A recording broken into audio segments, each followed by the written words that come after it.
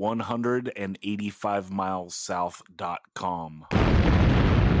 Smash that Patreon button.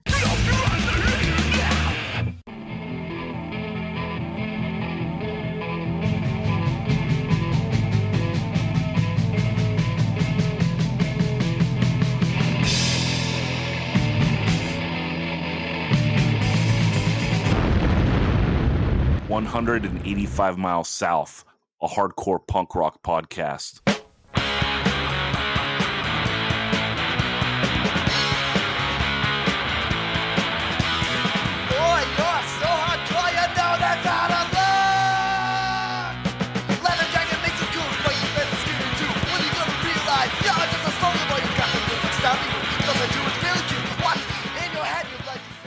What's up, everyone? We are back and talking hardcore, helping out. You know him, you love him. Live from the Liberty Bell, it is the king of the windmill. It is Kevin Hare. What's up, dude?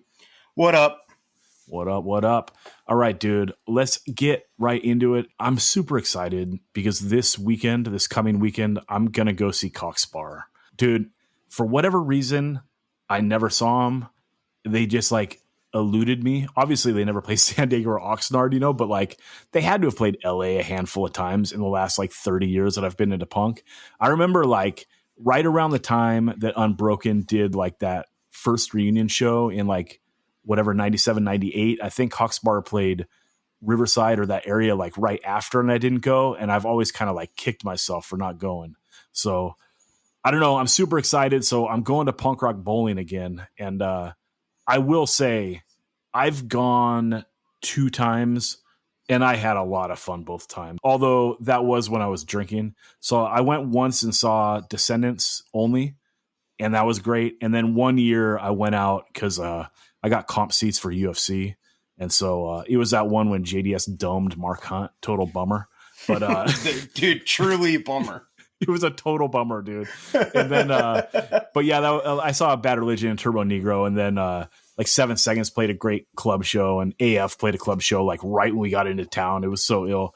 So yeah, I've had a great time. Gonna see Dillinger 4 on Friday, which is awesome, and then gonna see Sparrer on Saturday. And so if anyone's gonna be there, come say what up. I would love to meet all the 185ers. Also, I'm going to go to the Punk Rock Museum on Friday. So if anyone's around, I think Dillinger 4 is doing some sort of bar tending DJ type thing, and I'll be there on Friday. So you can come say what up there too. And I'm excited. Going to go and take a peruse through the museum. A bunch of cool dudes in town that weekend. I believe Bruce from Sparrer is doing a tour on Sunday, and hopefully his interview is at the end of this episode. We'll see. That's that. I'm not a fan of huge shows, but it's dude, it's Sparrer. I'm so stoked. Kev, you've seen them before, right? Yeah, I've seen them one time at Union Transfer in Philadelphia, 2012, I think. Cro-Mags opened, Wisdom and Chains, I think, opened, and then Sparrer. So Cro-Mags, that was awesome, and then Sparrer was unbelievable. And I'm not gonna lie, at the time I wasn't necessarily the biggest Sparrer fan or anything, but they were undeniably fantastic, and I hope that I get to see them again before they stop playing shows. So I'm jealous this weekend. And we didn't talk about it when I went, but I went to the Punk Rock Museum in March too. And it's pretty sick. Let's get your take next month. We'll talk it together. Yes, we will. Yeah. So I'll take a little video. Keep your eyes peeled, people, on the 185 Mile South Instagram this coming weekend, and I'll be around. I'll take some footage. All right, Kev, I got a serious question for you, dude. Are OB strips cool or not? I don't know. They look cool as fuck. They look awesome. When you see it, it undeniably, when the new gimmick these days is that bands and rappers do it too, but bands do too, where they charge more money for the OB strip one. And every time I look, I go that OB strip looks sick. But then when you get it, it's such a pain in the ass. Yes. It's so hard to put back on correctly every time that it's just what the fuck? I have one record that it's an OB strip in one of those silver thin bags.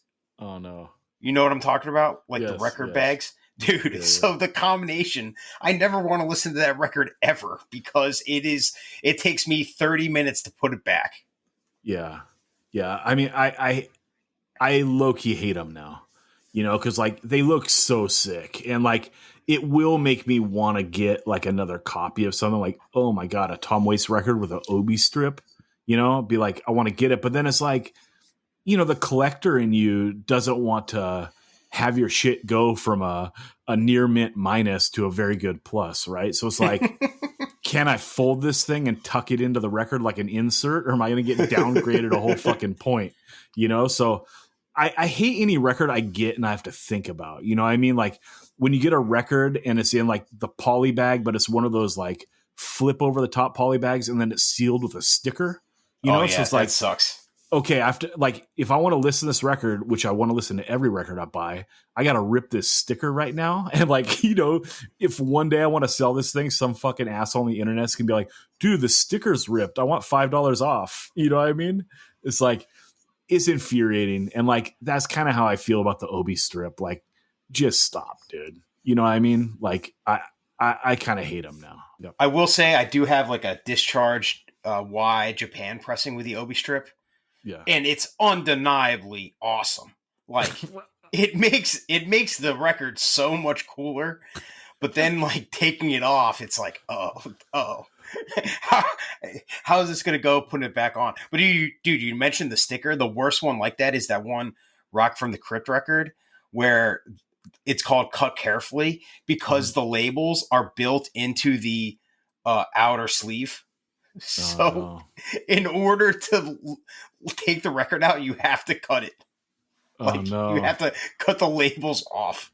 So of course I have two of them, one that's cut and one that's not, but yeah, preserved in a play. I love it. Dude, I'm gonna put that Discharge on my want list like while we're talking today. Dude, I'll send you a picture of it too. It's so awesome. That's so sick. Okay, everyone, let's jump into some newerish stuff. I want to do some quick hits first. And okay, I didn't want to talk about this band. I really don't want to do like current event shit on this pod. Like, we're not the place to come if Gel breaks up or if Zulu's having like internal problems or like when the new celebrity band comes out and people want to talk about it on the internet. Like Reddit is there for that. There's other like places that like excel at talking about this stuff, and it'll never be me. Like I don't care about the who's up who's down like aspect of hardcore or the gossipy type thing. Like I legitimately hate all that stuff, but like I got a lot of emails from you guys, and I think it's because that I get riled up and you guys think I'm gonna roast this, and I'm not gonna roast it. Okay, so like get that out of your head. I don't. What I'm talking about is the band Pigpen. This is Maddie Matheson's new band that came out, although new in the write-up, it's like, oh, we wrote these songs in a day 2 years ago. So like no real urgency to get these songs out there. Right. But Kev, you want to give a quick take on this first before I go in? My thing with this is that it's just like something new comes out like this. And, from all that I hear, he's a guy that has been in hardcore or at minimum the periphery of hardcore for a long time. And I know for a fact he's hooked up bands a lot and he has done a lot for, bands come through and they can go eat at his restaurant and all that type of stuff. And all that's awesome. But the biggest thing with this, it's not even the band. Like I listened, I think maybe, and I didn't really like it or whatever, but it just kind of the way that it's shoved down throats. That's kind of the thing that I like. That is this weird disconnect of like, you saw the videos and the whole front row is photographers and that type of stuff. But at the same time, when I see this, I don't even really think of it as hardcore as far as like what I'm into, like the living, breathing thing every day, like that's Haywire to me right now, right? Like that's a band that is like a real hardcore band and that's doing it and the shows are natural and crazy. And when you have these things that kind of feel manufactured, I don't even really think about it. I don't even like it. It doesn't make me mad because to me, it's kind of obvious. So it's just like, okay, this exists. It's not for me. It's not what I care about. And I can just move on and like not really get upset about it because it's just like, whatever. This doesn't really affect me. There's plenty of stuff out there that I am drawn to instead. Yeah, it's like hardcore, but it's like more indie rock adjacent, right? Like the people in the band are like in emo bands or whatever. Like I don't even know. I don't know what Alexis on Fire is, but like that's what it sounds like, right? You know, I think it's funny like the people caping up for it. Like that's kind of a funny scenario because like, you know, you come out and you're like a celebrity doing a hardcore band and like you already kind of dismiss your own band in the write up by saying like, oh, we wrote all these songs in a day 2 years ago. And it's like, okay, well, if you had no urgency to put them out when you obviously have the means, like, I don't know why you expect anyone else to care. And then it's just like, you know, that there's going to be haters, right? And then you put out like your first song, right? You put out a single and it comes with a music video and it also comes with like a gigantic merch drop of like 10 items. Like you kind of just prove everyone right. You know what I mean? And it just feels kind of gross, you know? So I made notes here for everyone. Here's the merch drop. They got one song out, dude. One song with a music video. And they got 2 t-shirts, 2 long sleeves, a hoodie, a ringer tee, a hat, a hockey jersey, and some sweatpants. That is fucking obscene, dude. That's like more merch than Retaliate's made in 20 years. You know what I mean? Like, so, hey, that's all I got to say about that. I wish them the best. I hope the record's good. I hope they're happy playing music because playing music with your friends is one of the greatest things in the world. And, you know, hardcore rules. So I can't blame anyone to want to play like the best music in the world. But I would just, you know, you don't need the money, so just come out and do it low key. You know what I'm saying? The merch drop just feels fucking weird. You know, that's all I got. Okay, a couple more quick hits. I wanted to talk the Steroid LP Chainmail Commandos. We're not going to dive deep into it, but Daniel from Sorry State, big update in the Sorry State newsletter a couple weeks ago. And dude, it's been on constant rotation ever since for me. It gets described as egg punk mixed with new wave of British heavy metal, which sounds god awful.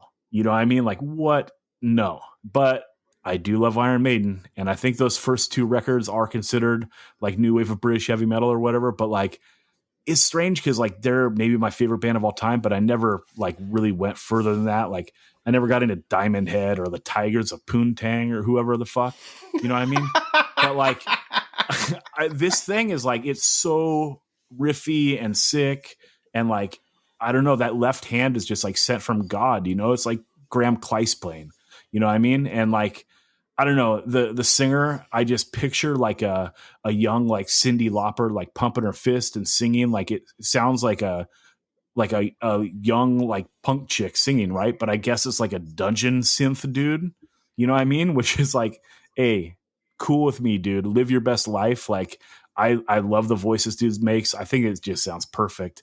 And yeah, there's like moments in it, like the couple times when it breaks fast, it's just like, what the fuck am I actually listening to? Like, I have no idea what's going on right now, but like, I just love it, you know? And like, it's kind of just been like, this sounds real weird to describe something like this, but it's kind of been like a warm blanket for me.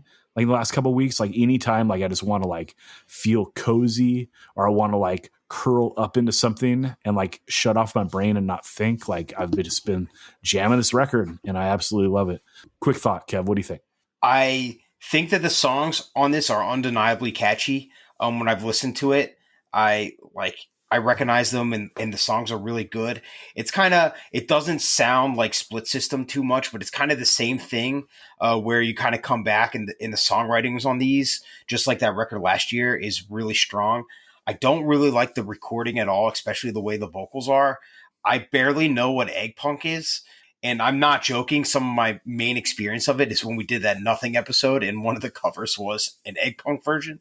But from what I sound of it, I don't really like the way that it's almost like the Varsets, but like going like 3 steps further, and it's just kind of too much for me. So I don't like that, but I think that the songs are undeniably good. So I could see myself coming back to this a little bit more and it growing on me. But didn't hit me like it did you, but I think that the songs are really good. Yeah. Okay, let's go on to the next thing. Dude, the True Punks have had a good year. And in the last couple of months, there's been 4 records that I think are pretty outstanding that I wanted to just shout out, and we'll give some quick takes. Going to pronounce some stuff terribly, so forgive me in advance. the Hiraken. How would you say that, Kev? Hiraken? I think it's gonna be Hiraken. Hiraken. Hiraken. Hiraken. Yep. Staffen just offed himself right now. You know? I said anti-Cymex, anti-C-Mix wrong, and I did it again. So now he's really gonna come after me. That's right. Staffen, we apologize. But this is a band out of Sweden. Then we got the Tariga 91. This band is out of Catalonia. Then we got Exploitar out of Sweden as well. And then Ultimate Disaster out of Richmond, Virginia. We know how to say that one. But yeah, all four of these records, they're more like in the raw punk lane, and they're all really good, and they all sound really different. You know, so Kev, quick takes on these. Yeah, I like all of these to various levels. The one that was the biggest surprise to me was the Tarrega 91 record, because the La Vida Es Mons, they put it out, and they put out a song, and I thought it was just fine. And then I listened to the full record, and it all is really raging, like kind of UK 82 DP type of stuff, and it was awesome.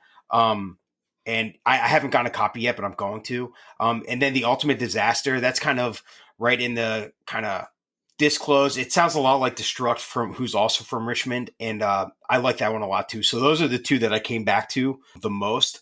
But I like all four of these, and they're just raging. And like you said, right now I think that this style of like kind of straightforward, really fast punk, kind of DBD, like raw punk stuff, I think that it's like some of the best stuff in punk and hardcore right now, just in general. Like, it's hard to really say it's a unified scene, but there's so much stuff that's been coming out this year that is kind of in the same big blanket, and it's all great. Like we've talked about the Nizumono and the Massacred and all that stuff, and just four more good ones here.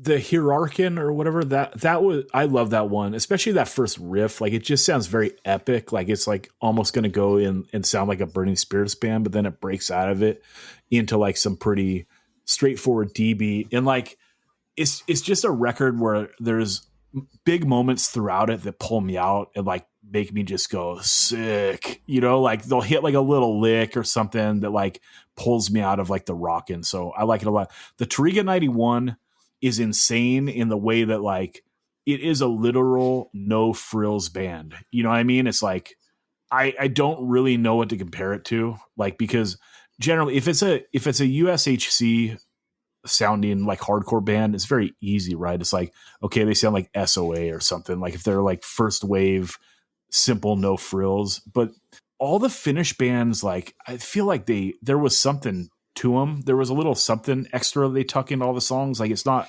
all the way straightforward, but this is like just ripping. Like, I would have to listen again, but it's like I don't even know if they're writing any bridges here. It's just like verse chorus out. And it's like really good, and there's big choruses, and they're in Catalonian or whatever language that would be, from Catalonia, I think.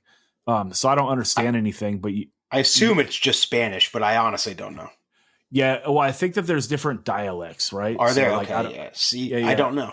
yeah. I'm not sure, but you can tell that they're like writing big choruses because, like, you know, when you listen to this a couple times, you can like pick up like, oh, they're repeating this thing over and over. So it's sick, dude. And then that Exploitar, this is like their third record, and it's like, god damn, like they just keep coming with it. Like, this is 2 or 3 dudes from Totalitar, so it's like, talk about lifers, you know, like they probably heard the Mob 47 come out last year, and they're like, god damn it, we got to do it again. You know what I mean? We got to show like we never left or something. You know, we just did one. I know, that's right. Yeah, they did one like what, 2 or 3 years ago. And yeah. Hey, not to hate you, but I kind of like that one a little more, you know, but like this is still like really good.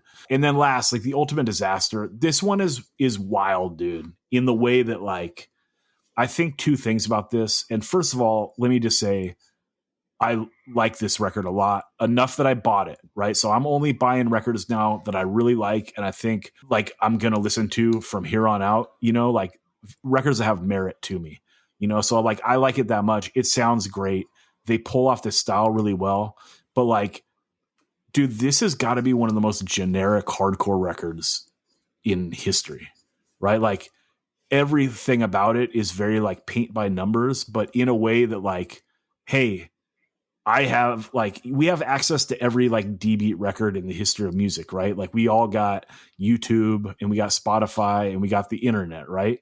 But it's like being able to recreate something so perfectly is like very hard, and like these dudes did it. So like that's commendable. In fact, like to my ear, and like I gotta say I'm a poser of the genre, but like to my ear, like this is one of the better like disccore records I've ever heard. Like I love that Disaster LP we talked about on the pod, that Discard 7-inch, and then like that first Meanwhile LP I love a lot.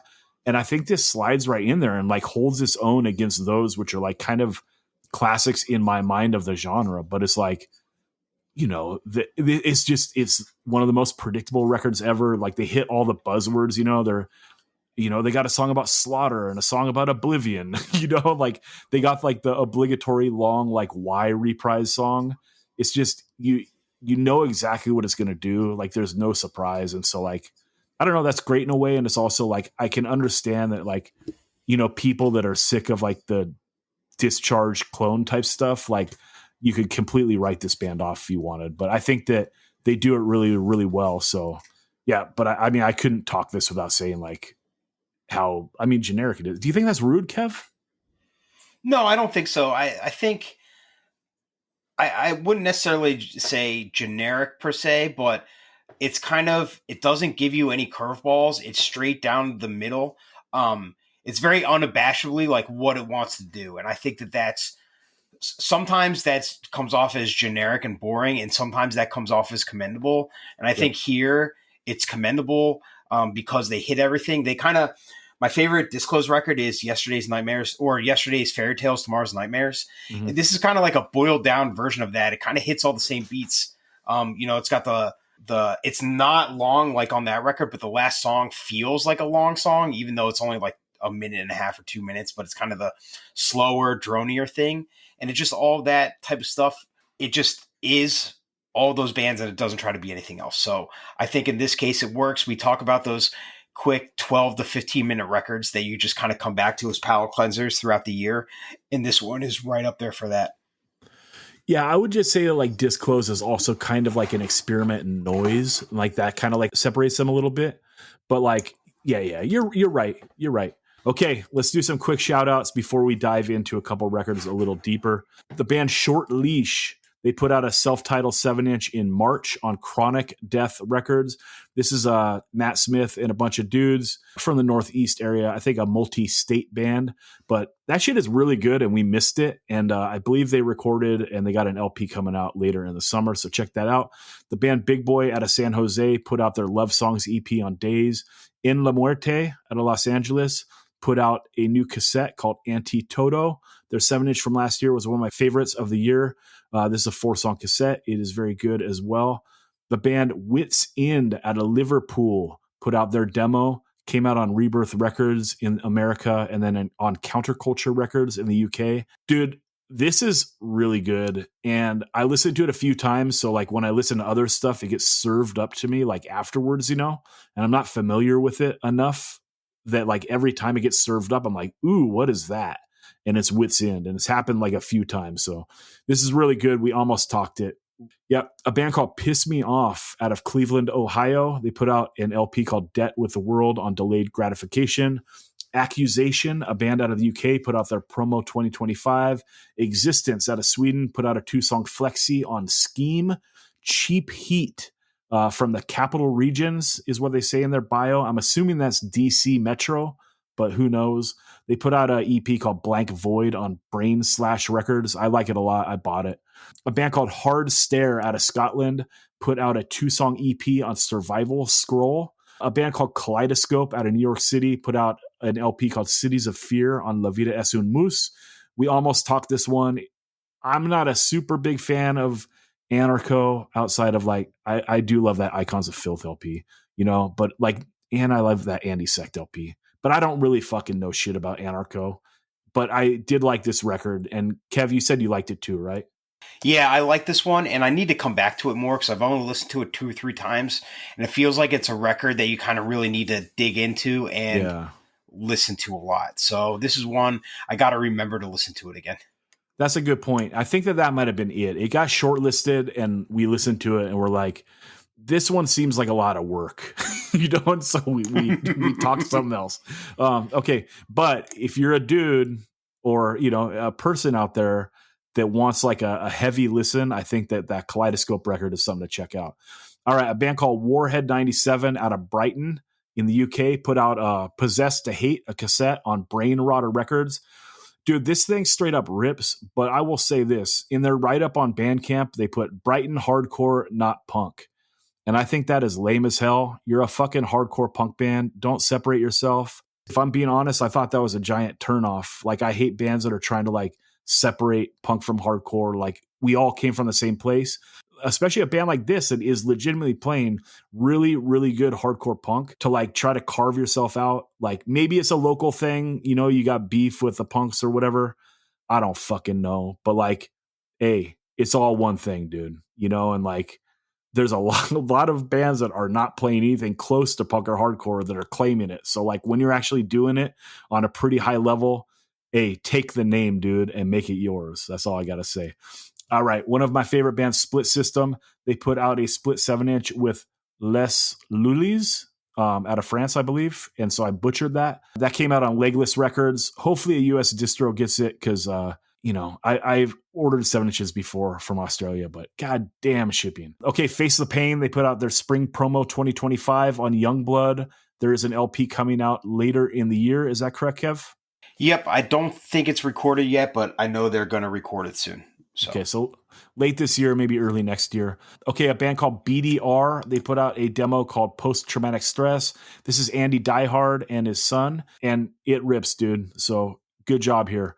Wrecking Unit put out a demo. Reason Why put out a demo that I do not believe is on Spotify, but everything else is on Spotify. There's a playlist for every episode, 185milessouth.com. Click that playlist link at the top of the page, or you can just find us on Spotify. And last but not least, dude, when you think about this podcast, you think two things. First of all, the best fucking hardcore podcast, the most well-researched, all that, but also the podcast that rides for the Kathmandu Valley and Kathmandu Valley Hardcore. And so shout out Total Menace. They put out a new record. Jesus Christ, I'm going to fuck this one up. Shit Cat Lin Yam 2081. And then Namesook put out a record, LMIH. So respect LMIH. That's some shit I can pull off. But hey, we love the Kathmandu Valley. One day I'd like to get out there. But hey, that's sick as fuck, having a hardcore scene in Kathmandu. So, all right, let's dive into it.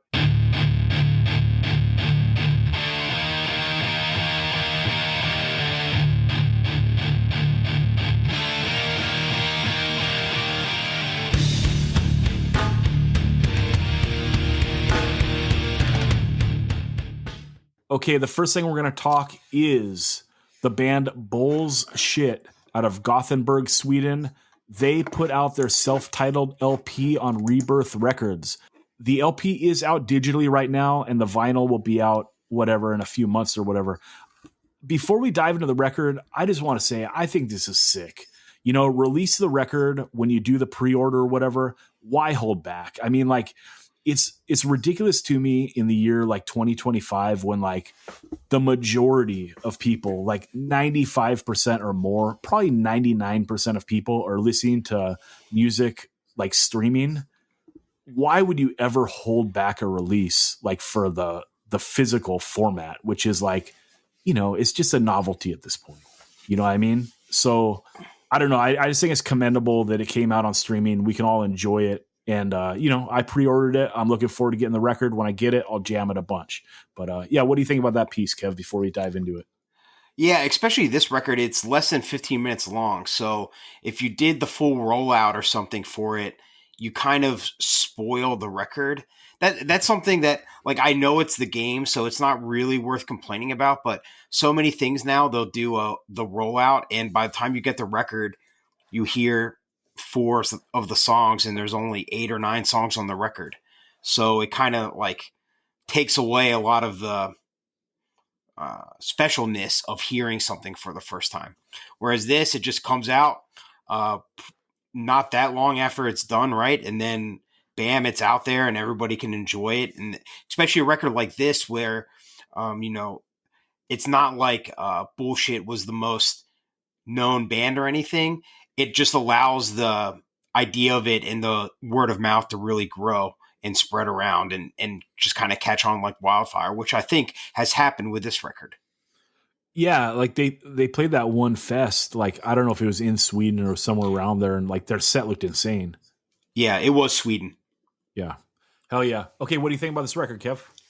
Yeah, this record is awesome. It took me by surprise. Not like I knew it was going to be good. And full disclosure, like I heard it a few months ago. I listened to it once, and I was like, "Oh, that record is pretty good." But when I was able to kind of sit down and listen to it all in one sitting at once, I I was kind of blown away by how good it was. I think that this is pretty much a perfect hardcore punk record. It's got tinges of bands like 86 Mentality and Boston Strangler you hear a lot, and a band like Hard Stripes, that type of stuff. But it's kind of got its own unique charm about it. I think the thing that really stands out is the guitar playing, where the guitarist kind of like goes for a walk sometimes in songs, but not in a way that overshadows the songs. It kind of adds to it, where you just have these cool leads just kind of popping up all over the place. And the songs themselves are really catchy.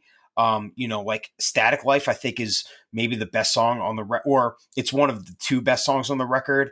And it kind of comes back to a really catchy chorus and a kind of slow mid-tempo part towards the end with just a really cool solo over it. And it doesn't really overstay its welcome. It's only 15 minutes, but it does feel like an LP to me. It's even got a little like interlude track in the middle, which I don't think really takes away from the record. I do think that it kind of complements it a bit. And then the last song, The Creed, I think is the best song on the record. It's I'm a real sucker when a band finishes a record strong, like with the track that they tried to make the last song. Like it's almost a bit like stereotypical, I guess, but like I'm a sucker for it almost every time.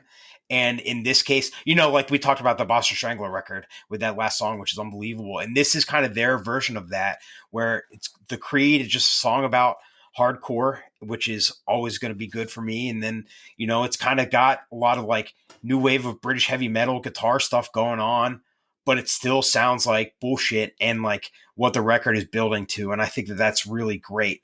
And it's the standout of the record. So I listened to this the first day it came out. I listened to it, I think, like 10 times. And I've just been going back to it a lot. I very much expect that this is going to be a record I'm going to be talking about at the end of the year. And like I said, I knew it was going to be good. And I thought it was going to be a record that I thought was good and maybe listened to a few times. And it's just one of my favorite things of the year. It's awesome. Is the band Bullshit or is it Bulls Shit? I don't know. Yeah, we should get a clarification. Like before I get into it, dude, I hate the band name. It's why we didn't talk the 7-inch when it happened. And like, I low key hate the art too, so like it's hard for me, like that one punch to get past, because like this band is so good, dude. Like they've put out, I think it was a demo, a 7-inch, and now this, and like that exclusive song on the 185 Miles South of Somewhere comp. They don't have a single bad song. Like I kind of feel like we're witnessing like the early stages of like an Out Cold type catalog. Like they're just a band that's not missing. And, 15 years from now, we'll look back and be like, a band that had like a super solid catalog? Bullshit. You know what I mean? Like it just feels like that. Like they don't miss. And this record is like a little bit of a progression from the last stuff, just because I feel like it's wilder, like it's part like 1982 USHC, it's part like 1983 No Future, it's part Boston circa 2010, but it's got like more YOLO in it than like any of those. It's like super frenetic and like it just bounces between tempos, but also like vibes. Sometimes they sound super gnarly and they're just doing a scissor beat, right?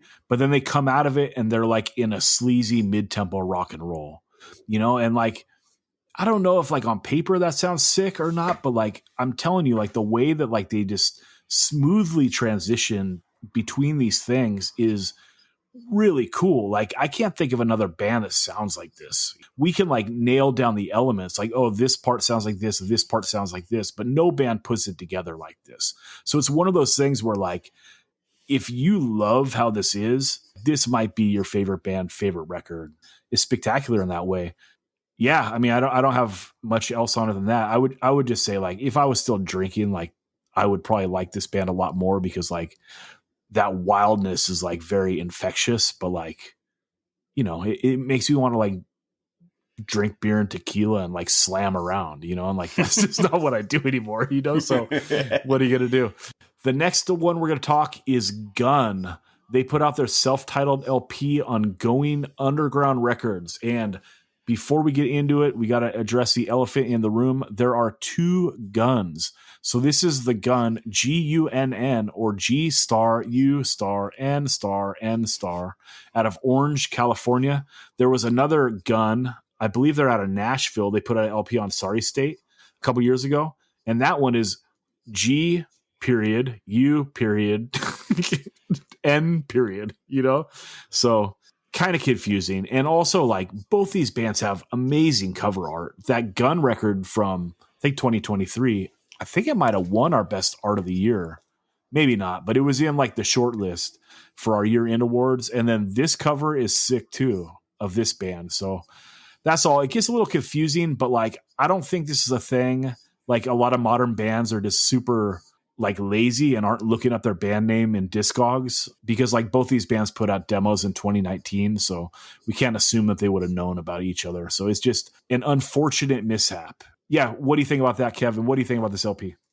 Well, and we want to make sure that the listener knows we're talking about Gun, GUNN, not to be confused with Gum, GUMM. That's another wild card. yeah. This record, so I listened to it. I did when I saw it. I thought it was the other Gun, which I remember listening to and remembering the art, but I didn't really remember what it sounded like. So when I saw this come out, I was like, oh, a new Gun record. And I had to do the research to realize it was a different band. When I listened to this the first time, it very much to me as the East Coaster poser, it sounded like a California record. Like right away you hear this and you can tell that it is from California. And the first time I listened to it, and it's very sneering too. And the first time I listened to it, I was like, this is pretty good, but I don't know if I really like the vocals. They're kind of too much for me. And like, they're very audible and clear, which I think is good, but it was just kind of, I just wasn't sure. And then I listened to it. I'm like, okay, that record, it was pretty good, whatever. A few days later, I came back to it again. And the mark of a good record is if you come back to it the second time and you recognize songs. And I was recognizing like every single song on this again. And then I just kept coming back to it. And I realized first, I think that the first song on it, which is kind of a more mid-tempo and very simple with kind of just a few lines repeated over and over about living in a failed state. I think it's like the weakest song on the record, which usually you talk about records coming out with strong first songs. And I think on this one, the first song isn't really a great representation of the rest of the record, because after that, it just kind of gets really blazing. And most of the songs are only a minute and a half long. It sounds kind of like Poison Idea meets Black Flag meets like Government Warning meets like Annihilation Time or something on a surfboard. And it's like really good. It reminds me a lot of like the No Way Records, Deranged Records type of stuff from the early 2000s. And I like it a lot. And another thing too is that there's a lot of sound clips on it. And sound clips usually are pointless and kind of take away from a record or kind of bog it down.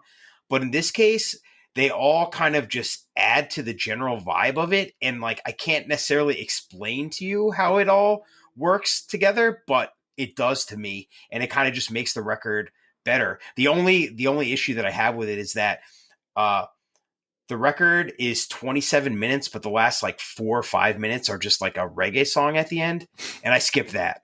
So when I listen to it, it's only 22 minutes. Cause when we were talking about this one, Zach would tell me, he's like, it's pretty long. And then I like kind of thought about that. And then I was like, dude, it's only 22 minutes. It just seems long because they're 5-minute reggae song at the end. So it's not 100% perfect, but I do think that it's really great overall. And, it's another thing that I've listened to quite a lot this year. Yeah, I think this is a sincere record that you wanted to talk, because we were, deciding what we were going to talk about on the pod for a couple weeks, and we were having trouble deciding on the second record, and it's one that you like kept coming back to. And so finally, it was we got to dive into it. It seems like, especially I would be like, you'd say, what do you want to talk about? I'm like, dude, I think I really like the Gun record. And I kept saying that to you over and over. I'm like, I can't tell if I like it or not. And then I'd be like, dude, I think I really like it. Yeah. I think that it's like a very well done record. Like that first song, I agree. I don't think it's one of the best songs, but it also like kind of sets the vibe. So maybe it's like an intro in that way.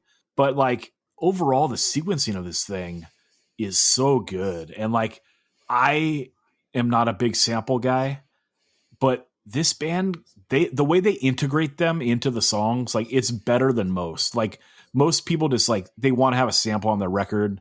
And so like they choose one from their favorite movie or something that sounds cool. And it like doesn't have a whole lot to go with anything. Right. But like this really does add to the vibe. And it's like a sun soaked, like HB type vibe, I guess, like I enjoy it. Like it sounds like you said, like a lot of the No Way bands kind of mixed with, if you're going old school, like DI mixed with like the Circle Jerks. And the band that I thought they sounded like for like the faster stuff was the Clitboys. And so we're going to talk that later in the episode too, just because like it made me think of that band, and it's like, okay, well, let's chat them too. But I enjoyed this a lot. It flows really nicely. It's an easy listen. I like the fast songs the most. The samples are good, but by the third listen, I am starting to get pretty played out on them. It's like, I don't know, dude. Are they low key trying to do 40 Ounce to Freedom here? Like, is that sample heavy? And like, that's what I was thinking the whole way. I was like, dude, Bradley would fucking love this record. You know what I'm saying? And then like when they hit the end and it's like, oh, we're in it on a 5-minute reggae track. Like we're not beating the fucking Sublime allegations now, are we? You know what I mean? So I don't know. I think this is like, it's a pretty sick record to put together. Like it's really good. I don't know how much I'll go back to it. If I see them, I'll probably buy it. I don't know if I'm going to mail order it, but yeah, I did enjoy it. I listened to it probably 4 times leading up to this, and I enjoyed it every time. It is long, but like Kev said, like the last 5 minutes of that reggae song, and I never made it through that song, but I made it through the record like every time without skipping tracks. I enjoy it. Good hardcore punk record, and yeah, more of this. Like I think a band, like this, like Bloodstains, like they're wearing on their sleeve, like, oh, we love like, 81 to 83 Orange County, like hardcore punk, you know what I mean? And I think that's sick. Like my favorite music in the world is like bands that sound like late 80s New York hardcore, you know what I mean? So it's like, okay, I've like my favorite bands are hearkening back to like 80s music of like a region. So like, it's pretty sick that like these bands are hearkening back to like 80s of another region. So yeah, super sick LP. And that's it. Any final thoughts on any of this stuff, Kev? And one other thing, you mentioned Out Cold earlier. I did get very faint like Out Cold vibes from this too. Like specifically, I was listening to it today and I was like, the vocal cadence of this kind of reminds me of Out Cold. And I'm not going to say that it's an influence or anything, but it just kind of, I kind of found that style of hardcore kind of buried in there as well.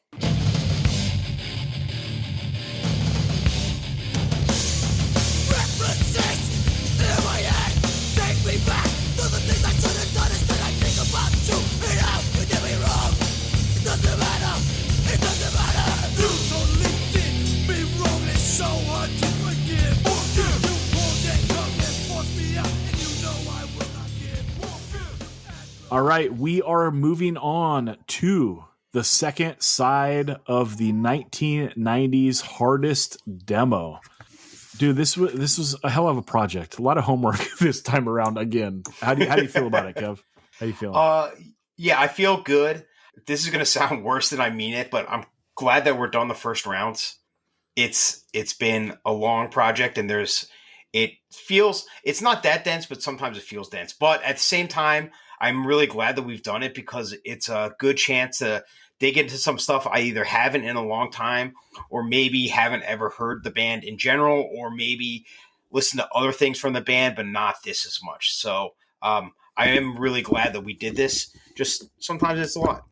It's a lot, dude. You know what's going to be worse is when we do Continental Europe 64 band tournament. I can't wait for that. All right. I say that now, and then I'm like, all right, let's do it. I know. All right, let's get into it. Everyone, you can check out the bracket. It's on the Instagram, I think, or it's on the Substack for sure. So 185 miles south on the Substack. The first matchup on this side of the bracket in the first round, we are doing the Merauder 1993 demo going up against Darkside NYC. Their Suffer in Silence demo from 1992. Kev, what are you taking here? You have to pick Merauder, right? Like there's no real question on this. It's Minus, who is not Jorge, sounds really different, but I think that is cool. Minus has a lot of swag to his vocals, and I think that is. I'm glad that when they replaced him, they just went in a completely different direction, because I think both Jorge and Minus are great Merauder singers, and I think they both bring a lot to the songs. And so I think that obviously, especially with the finished product, like generally you got to go with Master Killer as the Merauder record, right? But I think that this demo is really cool, and it shows that the songs were there right from the beginning. They're all good songs. It starts with Life is Pain, which is obviously a hardcore classic. And so I think for me, that's the easy choice. However, as it starts blaring from my phone. The Darkside NYC is a band that I've heard the name a lot, but I don't remember if I've listened to. And I really liked it too. It was kind of like a dark sheer terror. Like I got a lot of sheer terror from it, like, let's take it to the next level. And I really did like that. I wasn't necessarily sure exactly what I expected, maybe something a little bit more metal, but it was metal, but not in the way that I thought, in the sheer terror, Celtic Frost type of way. So I really liked it, and it sounded really good. And it was this fully formed, fleshed out thing, where Merauder maybe wasn't quite that, but it still is really good. But at the end of the day, I got to go Merauder. Two things though, there's another Merauder demo with Crossfire, with a version of Crossfire with Minus singing, and it is unbelievable. It might be my favorite of all the Minus songs that I heard, and I only heard it when they released that a few years ago, but it's awesome. And I have to say, personally, this isn't even my favorite Merauder demo. The Eddie Leeway demo is my favorite one, but I didn't feel that I could really suggest it for this. I felt like we had to go with Minus, but I got to shout out that one because there's a period in my life where I listen to it every single day. Yeah, because that demo comes out after Master Killer, right? Yeah. So it's like 5 Deadly Venom songs. But different versions. Right. So like this is kind of like the demo before bands like were their fully formed self, you know? So like yeah. Definitely a demo, but like kind of a different idea. Yeah, the Darkside NYC, like this demo, this is the 92 demo. They put out one in 91. Now, I hope I don't get crucified for this, but like I think this one is like significantly better. Like that first one, I don't like that much, if I'm being honest. Like the bass player, I believe, sings on it. But yeah, so the bass player sings, and then on this one, they bring in a dude called Rich O'Brien, and his vocals are like really good. And the music on it is awesome. It's Adam Blake. He played guitar in Sheer Terror on like their demos, and then also on Just Can't Hate Enough. He does this after he leaves that band. And he still has like that Celtic Frost tone. This just seems like the next logical step for him. Like Kev said, it's like his band after Sheer Terror, it's getting heavier, it's getting gnarlier. And I think it's cool. But dude, you're going up against Merauder. Like, you know, Minus is sick in his own right. Like, it's like, you know, when Bon Scott dies, like what does AC/DC do? Oh, they get someone that sounds exactly like him. You know what I mean? Like that's one move you can do. But like I do think that like Minus and Jorge like have different voices, and they're both great Marauder singers, like Kev said. I think Minus sounds great on this. It's a little more like of a, sounds a little more like Anthony from Killing Time, like maybe that kind of voice compared to Jorge that does like a more straight metal voice. But again, both work. I think it's sick hearing a song like Life is Pain here in an earlier incarnation, although like it's better on Master Killer. Like they add the palm mute riffing on Master Killer, and it's one of the things that makes the song so great. So yeah, but I do think that this version of Final War is better. It's a little more up tempo than the version that made it onto Five Deadly Venoms. So, I mean, there is a song here on a demo that I think is better. So from the Minus times, but yeah, I mean, I'm going Marauder too. So this is an unfortunate matchup for Darkside NYC, who I do think this demo is pretty good. Pops had an awesome Minus story in the Floor Punch book about Minus just fucking people up wearing spray painted orange sneakers during Floor Punch. So that just had to mention that one. Very sick. Yeah, we should also say too, like there is a 7-inch, a Darkside NYC 7-inch, and it's like whatever, like 4 of the 6 songs of this demo, I believe, that came out like the following year in 93. Okay, next round, it is the Cold as Life 1995 demo versus the New Jersey Bloodline Be Afraid demo from 1997. It was hard to choose what Cold as Life demo to do. There are a bunch, and they're kind of hard to figure out. There's been a couple discographies of the Cold as Life demos, and then like those don't line up perfectly with Discogs, so it's kind of hard to figure out what's going on. But I'm pretty happy with this one. I enjoyed this a lot. And then for New Jersey Bloodline, we were originally going to do the 93 demo, and then Joe Hardcore set us straight, said you got to do this one. And I wasn't aware this was a demo. I thought this was like just a CD that came out in 99, but apparently it was a demo in 97 first. So, hey, it counts, and it is significantly better. So shout out Joe for that. Kev, what do you think about this matchup? Yeah, if Joe says something is a demo, he is the NJ Bloodline historian and the Mid-Atlantic heavy music historian. So we're deferring to him for sure. New Jersey Bloodline is a band that I have like listened to very casually in my life, but for whatever reason, I never have dug in that much, other than the one infamous line of the Take a Deep Pool line, which I will not recite in full, but that is ingrained in my brain forever. But otherwise, like I just missed some of the reunions. I never saw them. And it's just a band that I think is cool, but I just never got as into. Cold as Life is Cold as Life. My Cold as Life hot take is that I listen to the Ron demos more than I listen to Born in the Land Hard, but that is not this. But it's kind of hard for me to listen to this without completely comparing it to that, especially with Addicted, which is on. There's older demos of that as well. I mean, it's still Cold as Life, and it's still, the songs are great, and the vocals, they don't sound quite as crazy as they do on Born to Land Hard here. And I do think that 10 to Midnight is a bit too long of a song, but still, it's Cold as Life. They're one of the hardest bands ever, and they're hard in a way that just like, it's cool. Cold as Life is awesome because obviously there's heavy parts, especially on Born to Land Hard, but they're not the heaviest band or anything. They just have this real like griminess and realness to all their songs that makes them sound hard. Like you can tell that there's like a real punk influence to it and like a UK influence, and it kind of colors everything. And I think that's cool. So NJ Bloodline, it's awesome, but gotta go Cold as Life. As that starts blaring into. Yeah. Oh my Siri, God, Siri, play Cold as Life. Yeah. This matchup was close for me, dude. So the Cold as Life demo is great. It's 4 songs in 15 minutes. 3 of these songs get re-recorded for Born to Land Hard in 99. And then, like Kev said, Addicted, that's the one song that's not on Born to Land Hard, but that's off their 1989 demo. So this is a band that like kicked around for a lot of years, putting out demos and stuff. It's wild. Like their LP comes out like, 10 years after they were a band, whatever. And is a classic. And is a certified hardcore classic.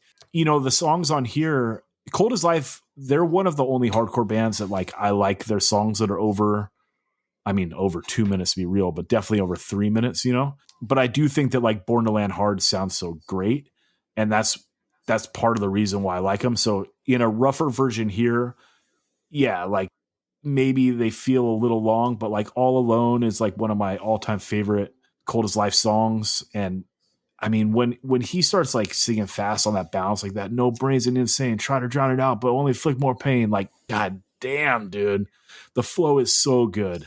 It sounds weird saying like they're a vibe because like they got the songs to back everything up, but like Cold as Life like there's a vibe, dude. It's like nothing else sounds like it, nothing else ever has, and that just makes it sick. The New Jersey Bloodline, I've spent time with this record throughout my years in hardcore. It is a great sounding record, and I love a dude that shoves a lot of lyrics into like a song, and this dude does. He's got a ton of personality, and like it's one of those things like, dude, if you're into this style, this could be your favorite band. Just like if you're in E.Town, like if you like that style, that could be your favorite band, right? But also like if you do not like this stuff, they are giving you lots of material to hate. I mean, some of the lyrics are pretty wild and out there, and some people might get like offended, or you could just fucking love it. And hey, dude, I love this shit. You know, that excuse me scumbag classic. Everyone knows it. And then like, you know, the whole second half, of Be Afraid. You know what I mean? Like if you think about that song has kept more kids from smoking crack than any Project X song. You know what I mean? Like Project X is not keeping kids off crack, but fucking New Jersey Bloodline and the second half of Be Afraid, that is keeping many a kid from doing crack. That is some pure pressure to not do crack. And so, hey, respect for that. Be Afraid, I'll say it, dude. One of the greatest straight edge songs of all time. You know? So good. So good. But yeah, it's too hard to go against Cold as Life, and I think Joe might hate us for this one because maybe the New Jersey Bloodline demo is like more important for the era and that region. But I mean, 3 of the 4 songs off Born to Land Hard, plus like one of their best old songs, I gotta go Cold as Life too, dude. Cold as Life goes on to the next round, and let's move on to the next round. We got Denied with their Payback demo from 1996 going up against Krutch, Where You At? Their demo from 1995. Kev, what you thinking? So the thing that stood out most about Denied was how crazy the recording sounds, which I think is cool. They sound, I don't want to reduce them to a Bulldoze rip, but like, I think that's just kind of their biggest influence was Bulldoze. Like they cover Bulldoze after this, like they're just a New York beatdown band pretty early on. But the biggest thing that just stands out is like, it almost reminded me of like a black metal demo in just how like how pungy, because sometimes like you'll be able to hear, like when you listen to black metal stuff, you'll hear the guitars and then the bass will just be searing through. And that was what I noticed here, where the bass, you know, is kind of really pronounced. And yeah, I thought that was cool. I appreciate that it very much is a band from New York and that's what it sounds like. But I got to go for the PA royalty Krutch. Fist Thrown Up is an all-time PA song. And yeah, it's they just sound like PA hardcore. Bands like Mushmouth and Strength for Reason and a lot of bands came after them. But Krutch is like the first. They are probably not the first hardcore band from Pennsylvania, but they are the first PA hardcore band. PA hardcore is absolutely its own thing, and I think that Krutch are the godfathers of that. So I can't go against them. I got to go Krutch. Yeah, it's hard to like dissect the Denied recording because this sounds like a 4th generation cassette, you know, that was ripped for MP3. So it's got like kind of that underwater sounding quality. But I mean, the songs sound hard. And yes, of the entire tournament, this band is the one that sounds the closest to Bulldoze. So it has like that early beatdown sound. So like, you know, if you love Bulldoze and you want something that sounds like that, because Bulldoze only put out like 9 songs or something, you know, like, hey, here's another band kind of playing that style. And, you know, all the bands that like did beatdown from like the early 2000s on, like they they sound a lot more like metal. You know, it was like kind of like, I don't know if they were like pulling in like slam or deathcore or what, like those kind of breakdowns like a lot, and like that would be considered like beatdown. This is like the original style, which I'm a big sucker for. I enjoy it. And like they do something that like Bulldoze does as well, which is like they tuck in some like street punk sounding stuff for some choruses, like on Go Back to Where You Came From song, you know, like the choruses are very like, or the verses, like they're very mean street punk. I enjoy it. Suffering and Pain song, that song is very hard. But like Krutch, dude, this demo is so good. 3 songs, 10 minutes. It sounds great. The guitar tone is straight savage. The drums sound awesome. I love the super snappy snare. And then this is 2 of the best Krutch songs, in my opinion. Like, obviously, Fist Thrown Up, one of their best songs, maybe their best song. I mean, just great riffing on top of like a head bob bounce tempo. So good. But Nature, god damn, dude. You know, like, I'm not a fan of a long song, but like this is one that I love. You know, again, great bounce tempo, catchy chorus, and the gang vocals sound absolutely awesome.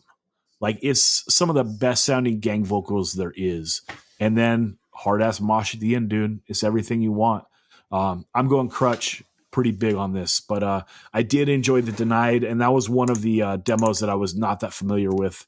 And I wasn't familiar with the band, if I'm being honest, until they started playing shows again in the last couple of years. So, all right, next up, we are taking the DMIZE 1992 demo going up against Kickback Winter Ends, their demo from 1993. The DMIZE demo thing, kind of like the Cold as Life, it can get kind of confusing. So DMIZE did 2 recording sessions and put those out on their first demo. But then sometimes those also get referred to as Demo 1 and Demo 2. And then they do this next demo in 1992, which would be considered the second demo. But also, if you consider the first demo, Demo 1 and 2, this is the third demo. So if you can keep up with that, we're doing their 1992 demo, 3 songs in 9 minutes. Yeah, what do you think, Kev? This versus Kickback. Yeah, so Kickback, we talk about when bands come out final formed. Kickback is the opposite. Like the Kickback demo here does not sound like what people think about Kickback at all. It's pretty basic, like 90s New York hardcore stuff. Whereas DMIZE really sounds like fully formed. The standout is Misery, which is essentially just a Slayer song. Yeah. But it's like Slayer meets Merauder, like minus Merauder, and it's awesome. And it is really epic. And yeah, the vocals are really catchy. You can understand every single word that he's saying. And I think that kind of goes a long way with this. So DMIZE, to be honest, this is one that I've always heard cited, but for whatever reason, there's blind spots, and this was one of them. And now I'm kicking myself because it's pretty much right up my alley. And there's certain times in my life, like I mentioned the period of time when I was listening to the Eddie Leeway demo every day. I probably would have been listening to this every day at the same time. So I'm going to go DMIZE here. The Kickback didn't really stand out to me too much. I think their better stuff is later on. And but the DMIZE is awesome. Yeah, this was hard to decide which DMIZE to do because if I'm being honest, I think that the first one has like some more personality, and the intro into Backlash might be like the best 1-2 of their catalog.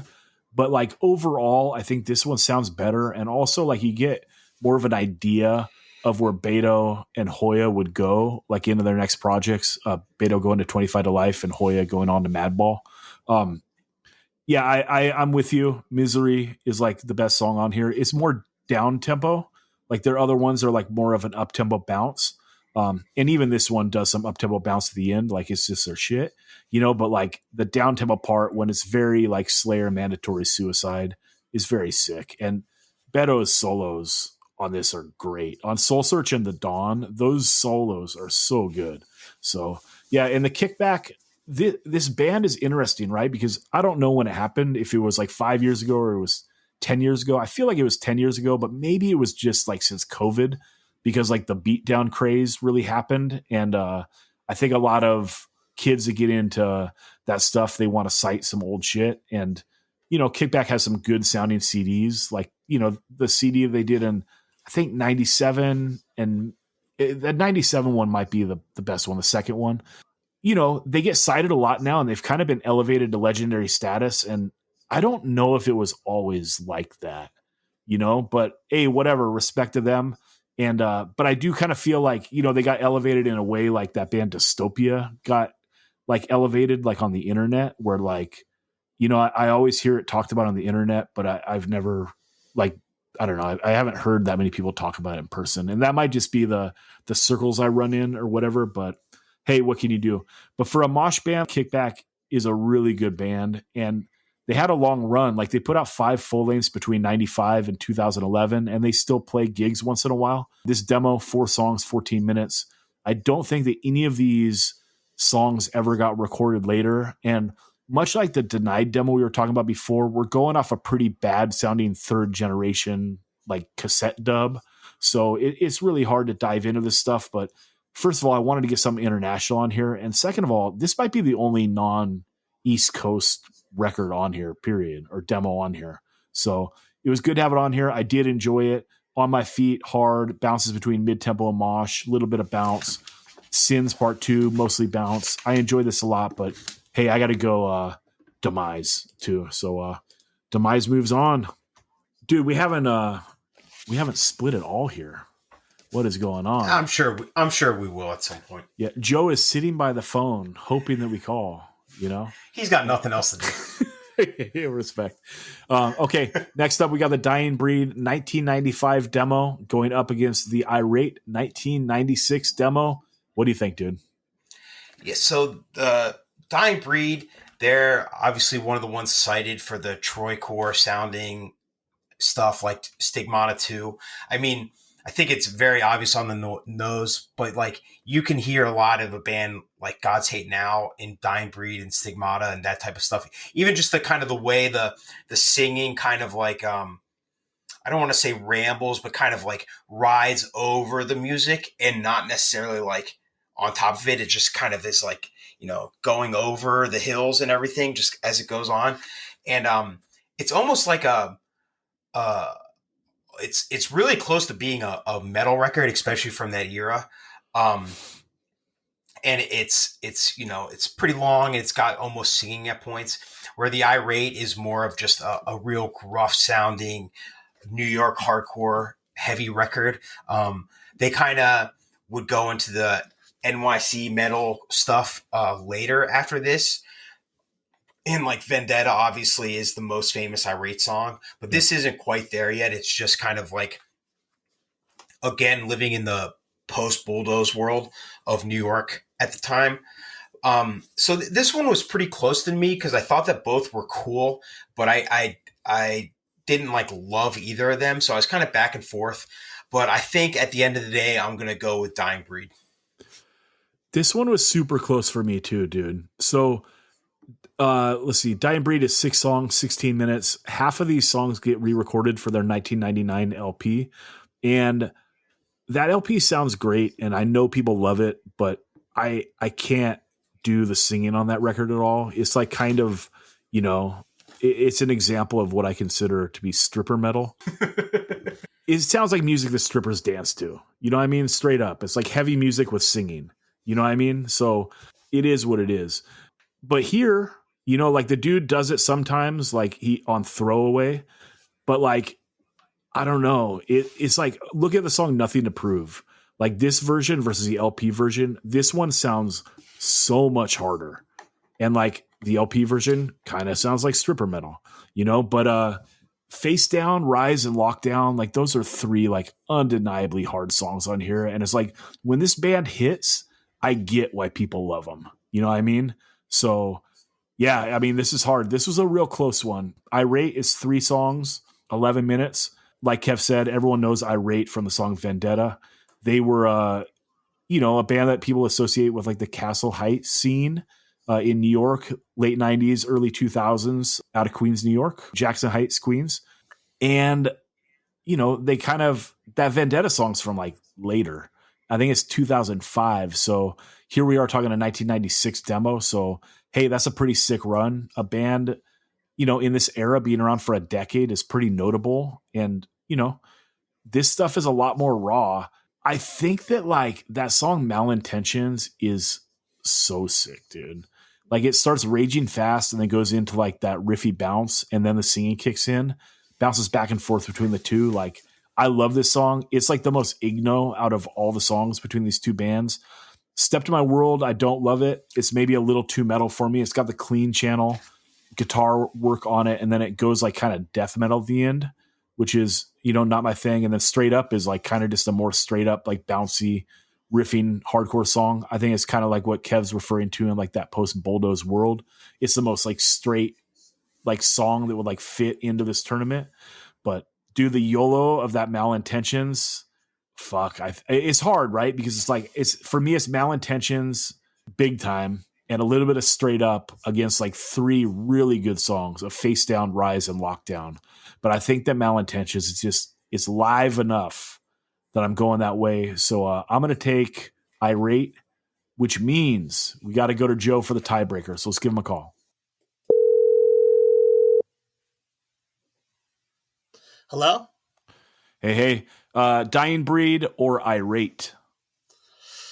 I listened to the Dying Breed demo a lot more in the car, man. I'm sorry. I love Dying Breed.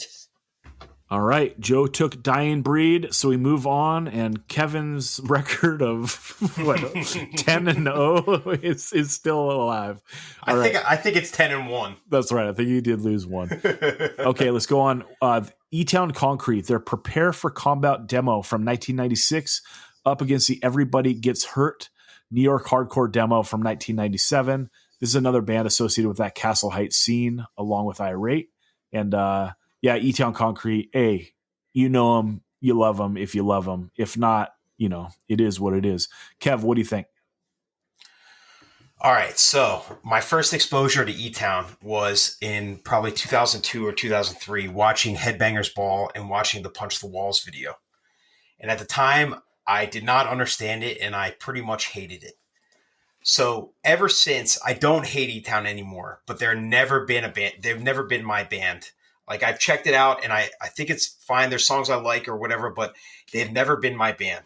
So I listened to this. I don't think I've ever listened to the demo before. And to be honest, I didn't really like it that much.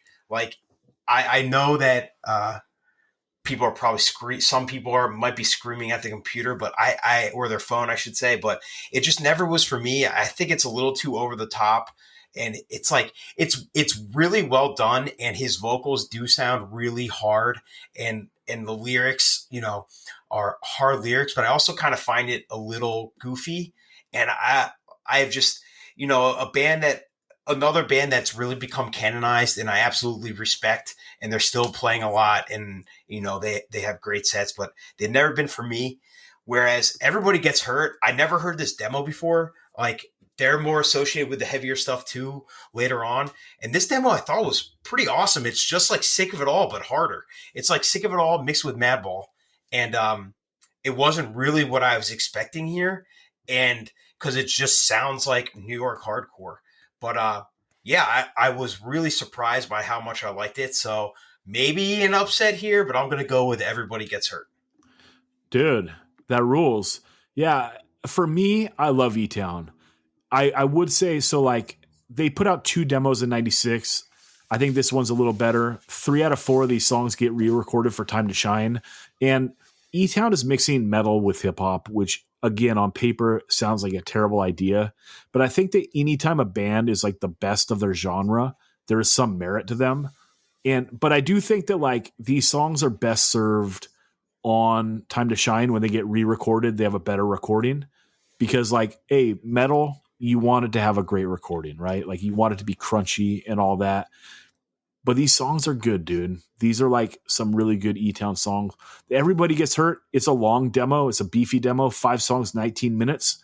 The recording is very professional. It sounds great, and it's kind of like a lot of the other stuff in this tournament to me. Like, it bounces between mid-tempo bounce and mosh, and it's very riffy, but they do it well. I think this demo deserves to be here. I think this is a good band, but I mean, I love E.Town, dude. I love Time to Shine, and I especially love the Fuck the World 7-inch and Second Coming.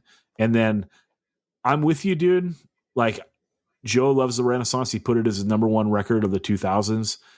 I don't like that record at all, or the one after. So, like, it's very weird, like, the catalog for me, because I think a lot of people that love E.Town, Renaissance is their favorite. And for me, it's like they kind of nailed it in Second Coming. Like, it was super raw on Time to Shine, and it was like a little too commercially, like, big chorus on Renaissance, and like Second Coming was kind of like that perfect middle ground where, like, maybe it was a happy accident, and, like, I can't think of anything that sounds like it.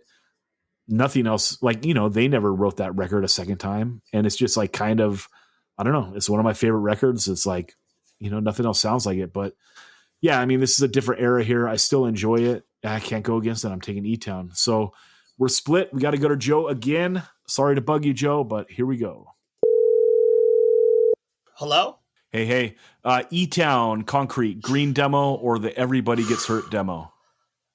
Prepare for combat, baby. E.Town Concrete. Kev, the streak is broken. E.Town moves on. So let's go on to the next matchup. The next matchup, Freight Train, their Off the Tracks demo from 1998, going up against Fury of 5, Reflections of Reality, their demo from 1995. Who you got?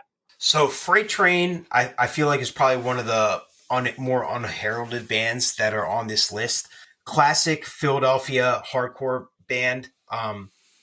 Kind of, to me, it's like one of the first bands of like whatever, when I think of actual Philadelphia hardcore, kind of like Krutch with PA hardcore. Like, there are hardcore bands from Philadelphia for sure before this, but Freight Train kind of have that dark, heavy vibe that bands like Blacklisted would not sound like Freight Train, but kind of pick up later on just naturally. And to me, it's kind of like Freight Train is kind of the first one in there. There's Neighborhood, Graffiti Guys, multiple singers, and apparently their shows were just scary and stabbings and all type of that type of stuff there. And yeah, I love this demo. It's it's kind of like a local legend type of thing, and it's great. I think Beyond the Understanding is like a great intro song, and I think the two singers really complement each other really well for it. A knife in the back is a blade in the gut to start a song. I mean, come on, that is just unbelievably hard for track 2 with Throwdown. Yeah. Throwdown is the best song on here, but really the whole demo is good, and it's just like I always got to put on for Philadelphia stuff, obviously, and I'm really glad to even just be able to talk about Freight Train here because they're just so awesome. Unfortunately, they went against Fury 5, which, I mean, these are 3 all-time Fury songs, like Deadhead, Come On, Taste of Steel, and then the yep. Like, it's really hard to go against Fury.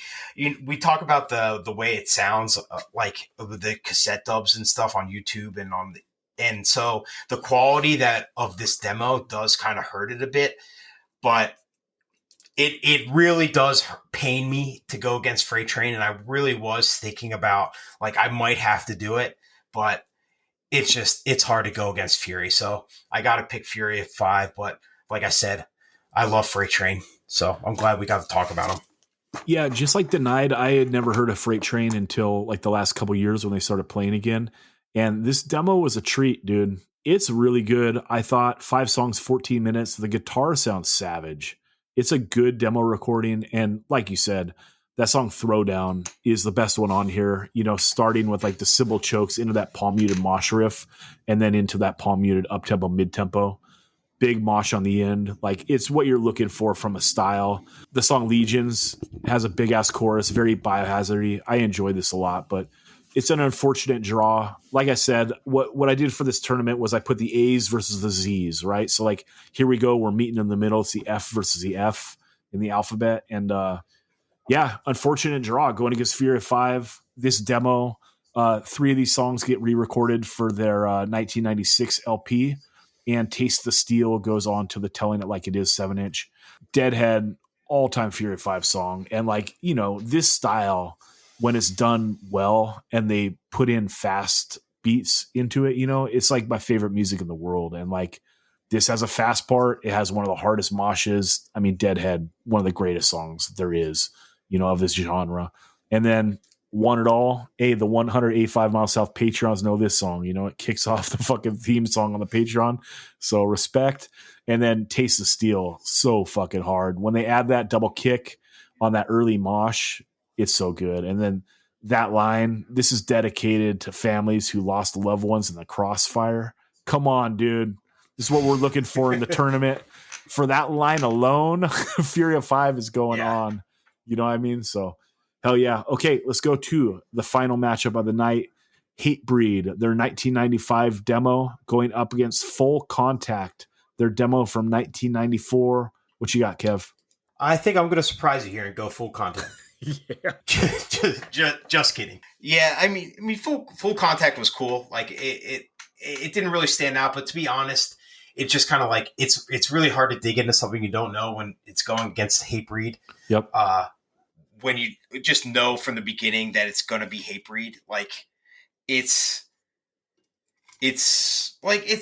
so hard to talk about something like this because it's Hatebreed and everybody knows, right? Like in my notes, the only note I have for this is just come on, because like it's Not One Truth, it's Severed, which is one of the best Hatebreed songs. It's not on the LP, but it's on Under the Knife, and like Puritan, which is I don't know if it's the best Hatebreed song, but like it's one of the best Hatebreed songs.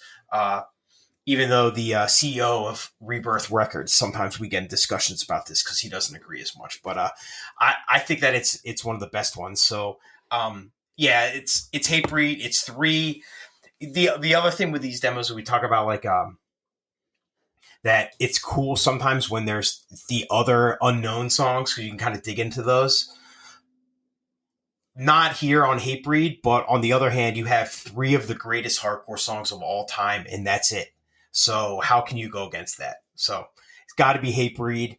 I mean, I don't know if they're going to win the whole thing, but I would think that there's a good chance that they're definitely a heavy favorite. So there's not much else to say. Kev, you're lucky it's not trivia because Severed isn't on Under the Knife. It's on the Split with Neglect. Oh, well, it's on the Under the Knife CD. That's right. Okay. Yeah. If you pull it up on Spotify, it's on there. Okay. Fair. Just getting technical. So, like, I mean, it's. I like thinking back about like how I discovered Hatebreed. Like, I got this VHS, like a VHS comp, which is like a, you know, kind of a dead thing now, obviously. But like Hatebreed was on it, and like they sounded fast and heavy, and the singer was like a chubby dude, and I was like, okay, I like this. Like, I like a fat singer. Obviously, Jamie's not fat anymore, but like he was a little chubby at the time. And I was like, what the fuck is this band, dude? And so like it was Hatebreed. So the next time I was in Orange County, I went to Vinyl Solution. I got Under the Knife and I got the Split with Integrity. Like that's what they had. And dude, I wore the fuck out of those 2 records. Like this early Hatebreed stuff is like nothing else. It's so good. Obviously Satisfaction is the Death of Desire is one of the greatest hardcore records of all time.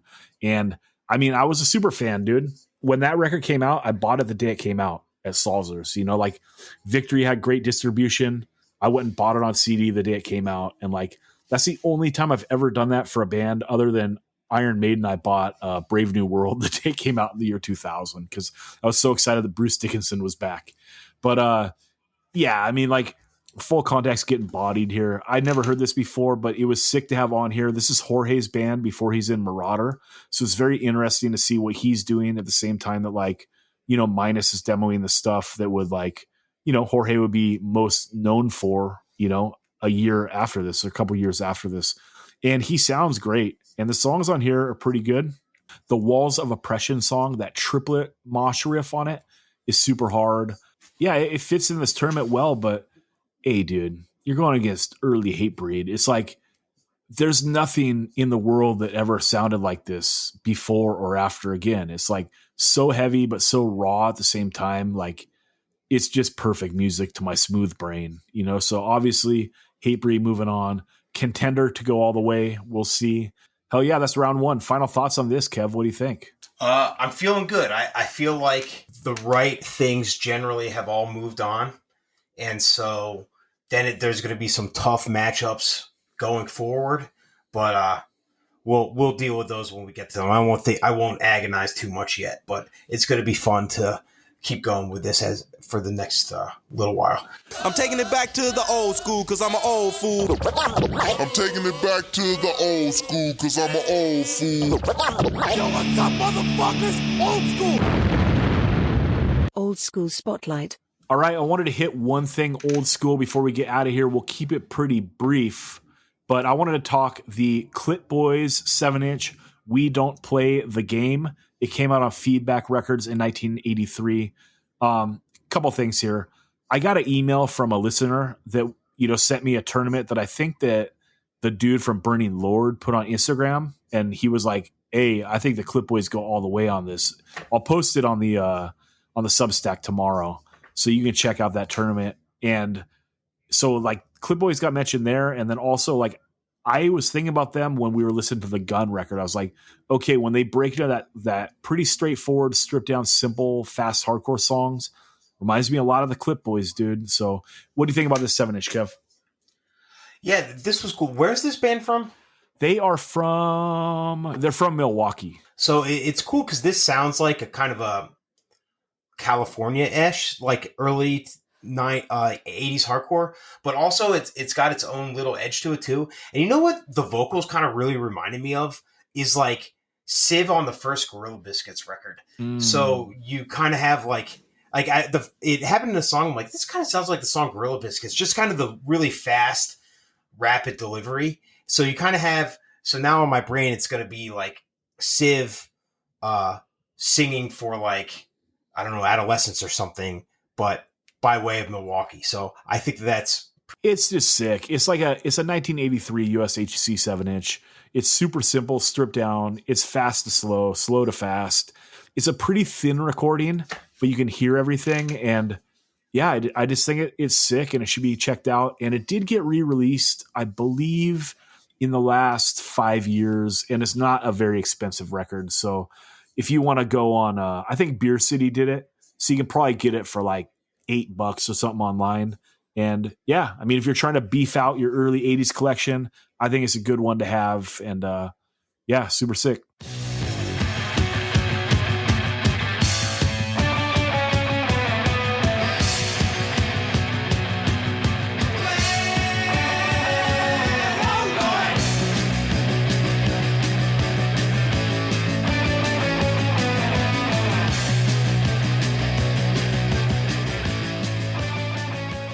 All right, I am joined by Steve Bruce from Sparrer. What's up, dude? Hello there, how you doing? Doing great, thank you so much.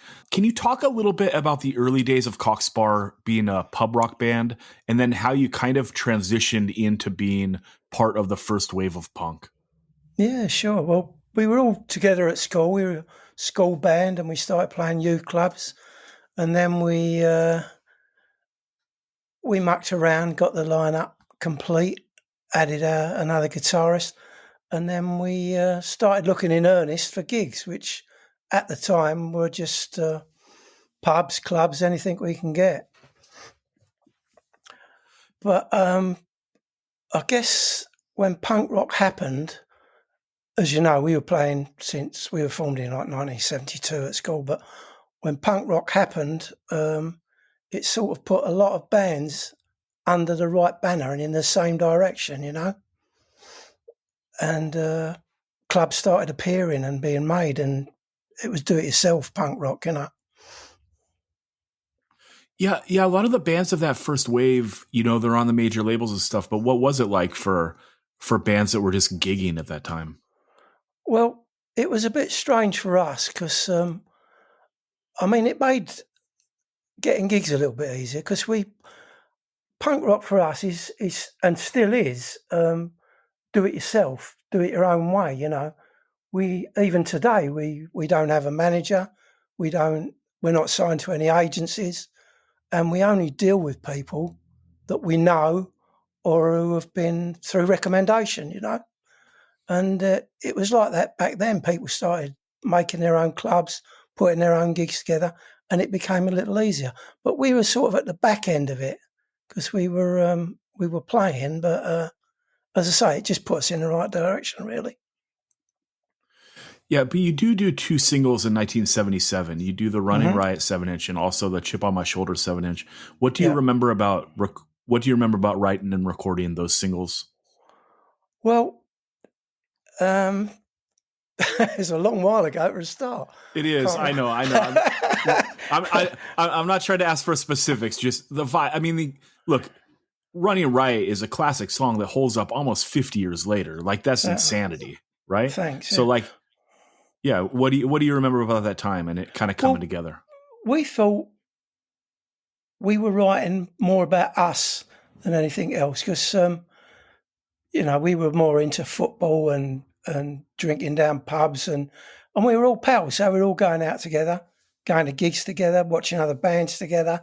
So whereas other bands were like the Pistols were doing Anarchy in the UK, we was more like Last Train to Dagenham and things like that, more local and more specific to us.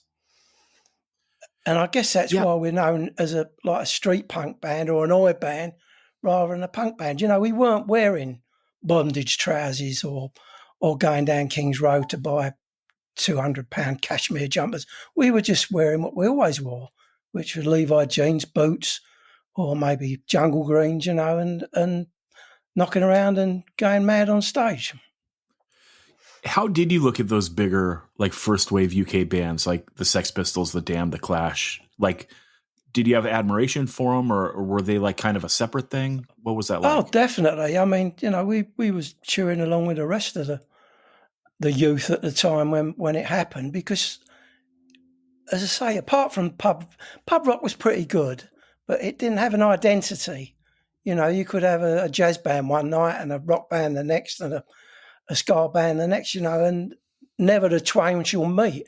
You couldn't have a punk rocker and a skinhead and a psychobilly boy in the pubs together, once it all started.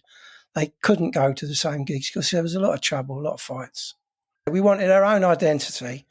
We were from the East End of London and we caught the back end of the punk thing where people were putting on gigs like the Roxy, and we got into that scene, but it was still strange for us because we got a bit of a reputation as being trouble, and in the end, we were banned from most of the pubs and clubs that we played at, and it wasn't because we were particularly nasty.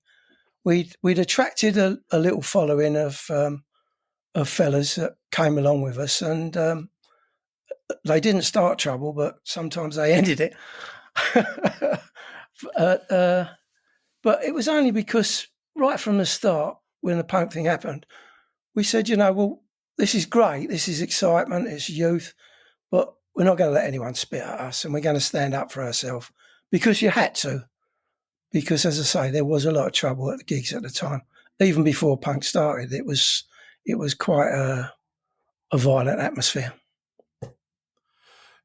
Was there a unity between the bands of like that first era, or was there more of a competition to like? I think it's the same as today. You'd be in competition. You'd make friends and you'd join up with people. Like we got to know Joe Strummer. He stayed at our place once. We got to know various other bands. Some we got on with, some we didn't. But I think there was a resentment with like more of the other way round. We were glad, but people like sort of accused us of jumping on the punk bandwagon, as it were. But it was, as I say, it was just pointing us in the right direction, really. Is that insane in hindsight to think about like that criticism when like you guys are literally just, are you in your late teens at that time? I guess so. Maybe by the time the single come out, I think I was 21, 22. I'm the oldest in the band anyway. So, yeah, it must have been about that. It seems insane to like accuse kids of like bandwagon hopping when like something is just starting and you're kind of just starting. Yeah, well, it wasn't for us because, I say, we were up and playing, and we just thought it was a better opportunity to get more gigs and get more exposure, really. Yeah, fair. So in 1980, Oi, the album comes out. You put out a song called Sunday Stripper on it. Can you, which is kind of funny, right? Because, you know, it's when Oi is like kind of being created and Oi is thought of having like a sound now, but like this is a very pub rock type song you put on it, right? Definitely. It was nothing to do with us. It was a journalist called Gary Bush who was the editor of Sounds magazine, which was a weekly publication, I believe, at the time. And he sort of championed the cause, and he'd seen us in the past back when we were playing. And there were very few recordings at the time, so I guess he just stuck that on. Yeah. Can you talk a little bit about the transition of the punk scene at that time, like, and kind of what people consider the birth of Oi music? Well, it didn't last long because, I say, you had bands like ourselves and later the Business and bands like that came along sort of after we'd released, once we got them, we released Shock Troops, and then we became labelled an Oi band or a street band. But but it was the same thing. It was difficult to get gigs, and as I say, we had a bit of a reputation, and it just became impossible in the end. Were there any like significant incidents that gave you that reputation? Was there like big events, or was it just kind of like a vibe that people got? There was one or two incidents. Do you want me to tell you one in particular? I'd love to hear both of them. If you have time, I'd love both. Yeah, okay. Well, we played this gig in a place called Royston, which is near Cambridgeshire, and it was arranged by a girlfriend of ours who used to come to our gigs, and we turned up. Is this all right? Because this is going for about 5 minutes. Hey, go as long as you want, Steve. I have as much time as you want. Okay, cool. So we've agreed to do this gig, and as I say, the fellas that follow us around were called the Popular Boys. Not because they were popular, but they actually come from an East End part of London called Poplar. So they used to follow us around, and there was about 20 of them came down to this gig. And we arrived at the gig, and right from the start, we got there sort of like 10 minutes early. They wouldn't let us in. And then they let us in, and we set up, and we was warned by the fellas on the door that they knew about us and to behave ourselves. So we said, yeah, okay. And then our fellas start arriving, and one fella came down, sat on a table, knocked a few empty plastic glasses over. Bouncers came running up, threatened him, warned him, all right, mate, all right. And this carried on all through the evening. There was, I was in the toilet looking at some photos with a fella from a previous gig.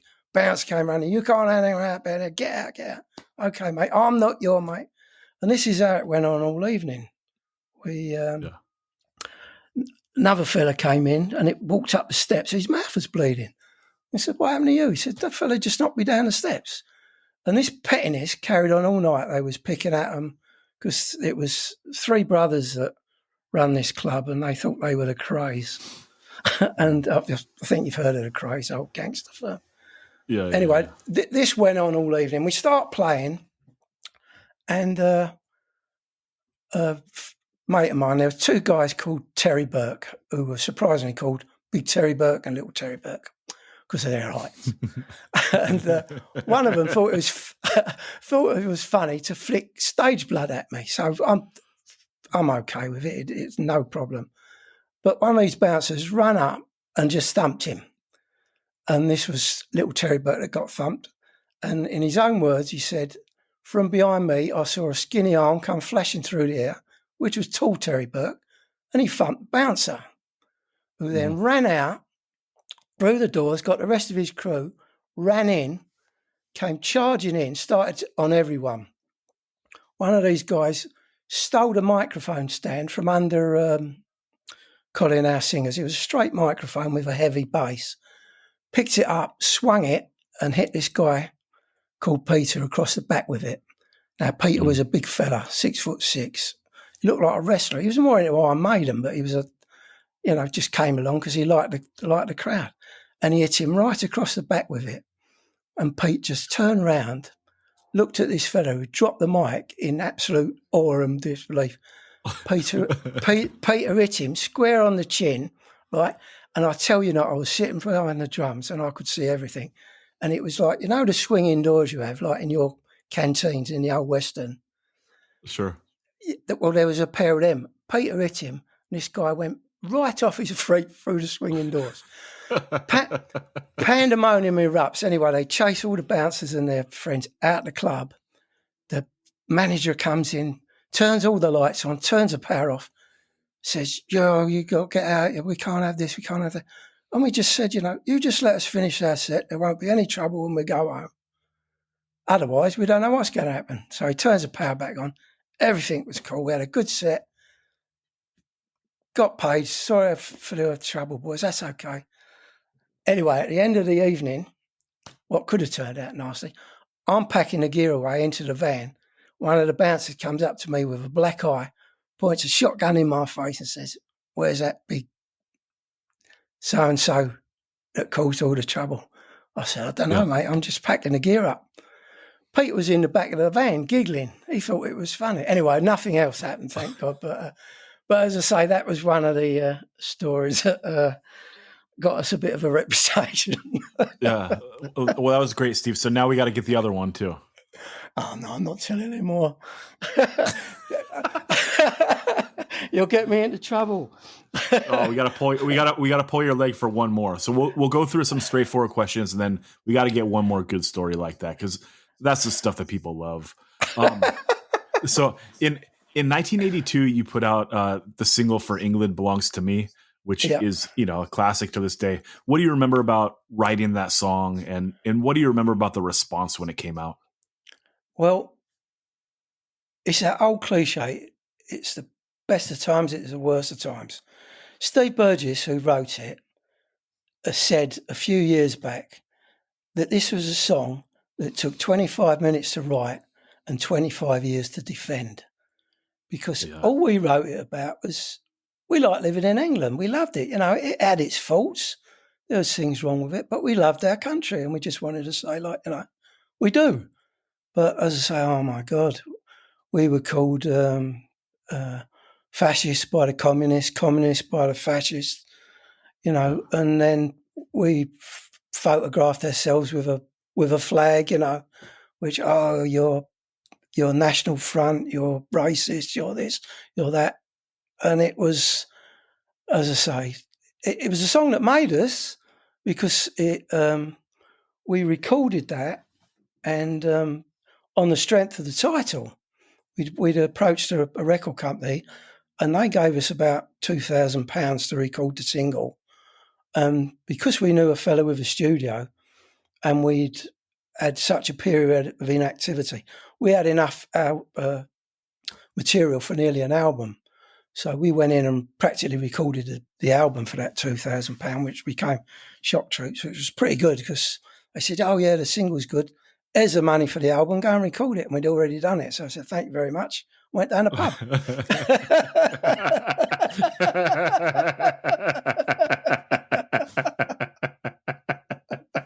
Oh, that's great. Yeah. And then it comes out and it hits everyone like a brick, right? Yeah. It did well. But as I say, at the time, I was just starting again. And as I say, we had a reputation, and we ended up trying to promote the album. And we did a gig in the Fulham Greyhound, which went down well. We attracted about 400 people. It was only a pub that we played there times before. Played it, went down well. And the guy said, "Oh, do you want another gig in a couple of weeks?" I think it was a Thursday night. And we said, yeah. And this time it was packed out, but there was skinheads, there was punks, there was this, that, and the other. Big fight kicked off at the end of it. And as I say, it was,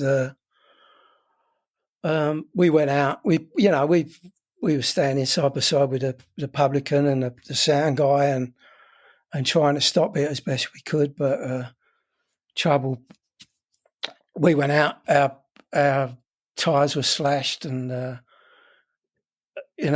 sound guy ended up with a black eye, and The guy at the pub was great about it and lent us our van so we could get all our stuff back. Went back the next day and fixed our tyres and all that. But, that was because of people had heard unbeknownst to me and it meant the wrong things to the wrong people, Yeah. How did he push back on that as a band? Like when right-wing nationalists would like kind of co-opt your stuff. Well, that was it. We stood up against it because half a dozen people started zigzagging in the audience. We said we're not having that, and that's when it all kicked off. And as I said, from then on, thank God, we still had a good few friends like Gary Bushell that wrote about us and said, they're not like that, Right. And we was trying to play it down. We said, we're not a political band. We're a political band, if you like, because, if you want to come to our gigs, then leave your politics at the door, and that's what we tried to promote, but it was just too, we didn't have any more trouble. We did a little tour, but we just decided outside of London, it was fine. And it took us a long while after that to actually play London again because we didn't want a repeat performance. Yeah. Were you aware of like all the other like lanes of punk that were going on at the time? Like, you have Discharge starting out or not starting out, but like really hitting their stride out in like Stoke-on-Trent. And then you have like the Bristol stuff, like Chaos UK and Disorder, like the more noisy stuff. What were your opinions on it? What were your opinions on this stuff? Well, I think me and most of the boys, we still consider ourselves old punk where, to us, songs got to have a verse, chorus, and middle eight, sing along, and we still prefer bands like that. I can understand the appeal, as I say, of the later, your hardcore bands like Agnostic Front and, Madball, but the music doesn't really move me.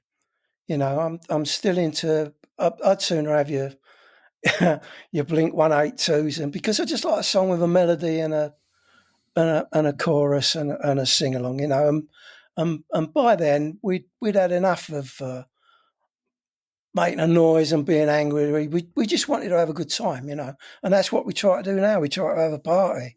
We try to get the crowd involved and sing along. Discharge, GPH, they followed Motorhead, really, who I love, but even they were too loud for me. Yeah. I think that's fair. Yeah. So Shock Troops comes out in 1982. It's one of the best punk records of the second wave by far. The first song on it, Where Are They Now? It calls out like a bunch of first wave icons who had kind of moved on from punk. Can you talk about like the idea? Can you talk about the idea of doing like kind of a diss track, like as the first song on the album? Like, is that kind of like a line in the sand? Like, what are you going for with this? I don't think so. I don't think it's a diss track. I think it was like a genuine question. Where was the whole scene? What's everyone? Where has everyone gone? What are they listening to? Where are they playing? What other bands are they in?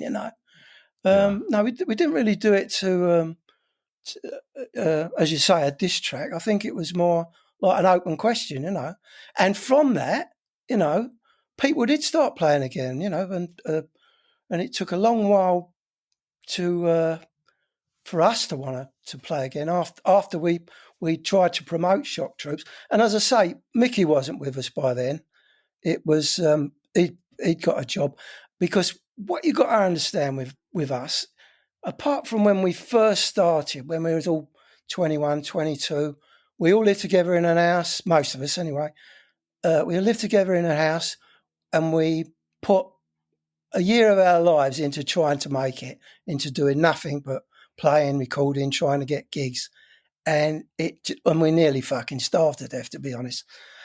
And after that, we decided, well, okay, we're not good enough, or, we're not lucky enough. And so from then on, it wasn't our employment. It wasn't the only way for us to put money together to buy an house. And by this time, we was beginning to get into relationships while we was thinking of getting married and starting families and things like that. So it was a transition. As I say, Mickey had already got a job. He said, I can't do the tours. I love to record the album, but I can't tour with you boys. And it was okay, fair enough. And we got 2 other guys in. And unfortunately, Mickey should have been on the cover of that album, and they just took a picture of the new lineup of the band, and it turned out on the cover of Shock Troops, which is something we all regret. Yeah. Was the song Riot Squad based on a true story? Pretty much an amalgamation of a few true stories. I personally had a neighbour whose brother became a copper, and he got kicked out of the force. And we were also at school with a guy that joined the police. We didn't know him by then, but we only heard that later on he became, and he was a bit of a thug at school, but he did get kicked out. So it was an amalgamation of a few stories. Yeah, I mean, it's a great storytelling song, like it just, I don't know, I love it. The whole record is really amazing, and it holds up, right? Like how was it received at the time, like from your close friends? Like that's something that I'm always curious about. Like, you're an artist, you create something, and fans are fans or whatever, but like, how about your buddies that you've been friends with forever? Like, did they know that you created something special? We weren't sure ourselves, really. It's just that Steve Burgess and I we were in a band, a rhythm and blues band after Sparrer for a while, called the Little Roosters. That had and from that we it was strange actually, because we met up. Steve Burgess met up with Joe Strummer just walking along the street at the time the Clash were just finishing. Do you want me to go on about this? Yeah. Yes, of course.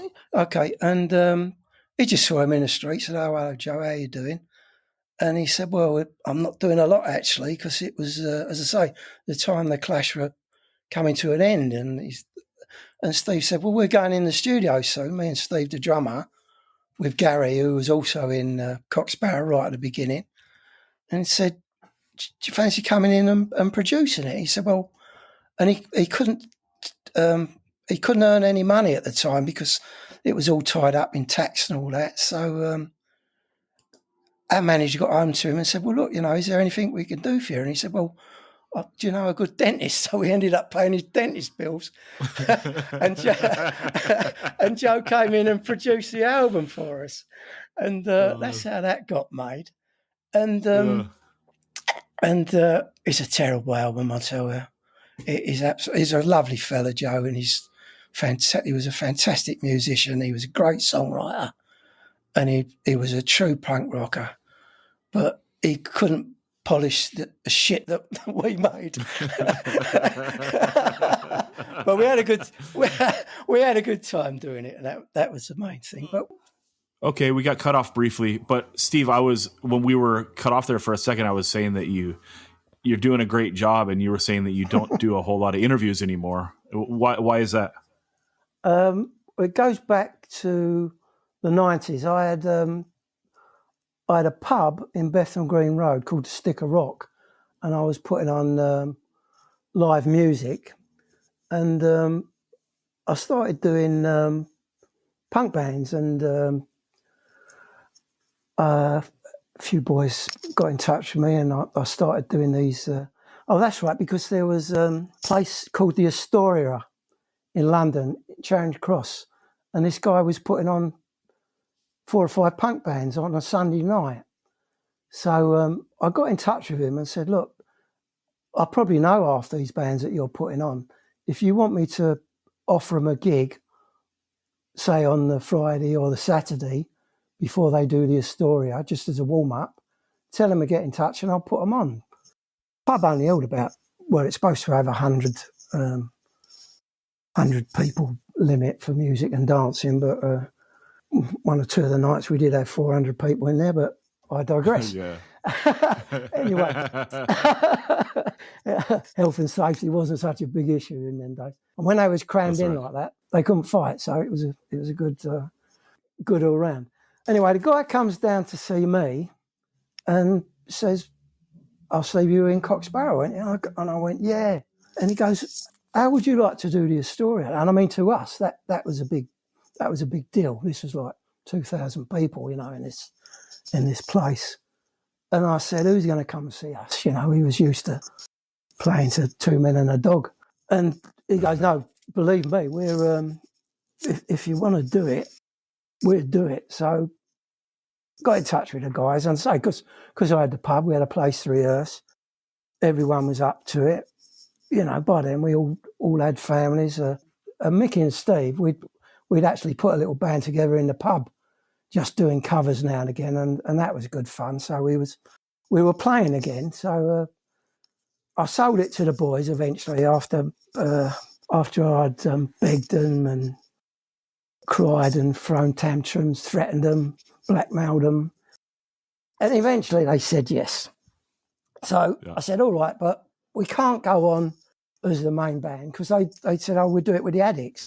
The Addicts were up and playing by then, and they played at my pub, and they were a good band. They still are a good band, good fun and all that. So he said, "Okay, you go on first, and the Addicts go on afterwards." And we turned up. Place was full to the brim. All went well. Bit of a palaver at the end, as usual, and but all good.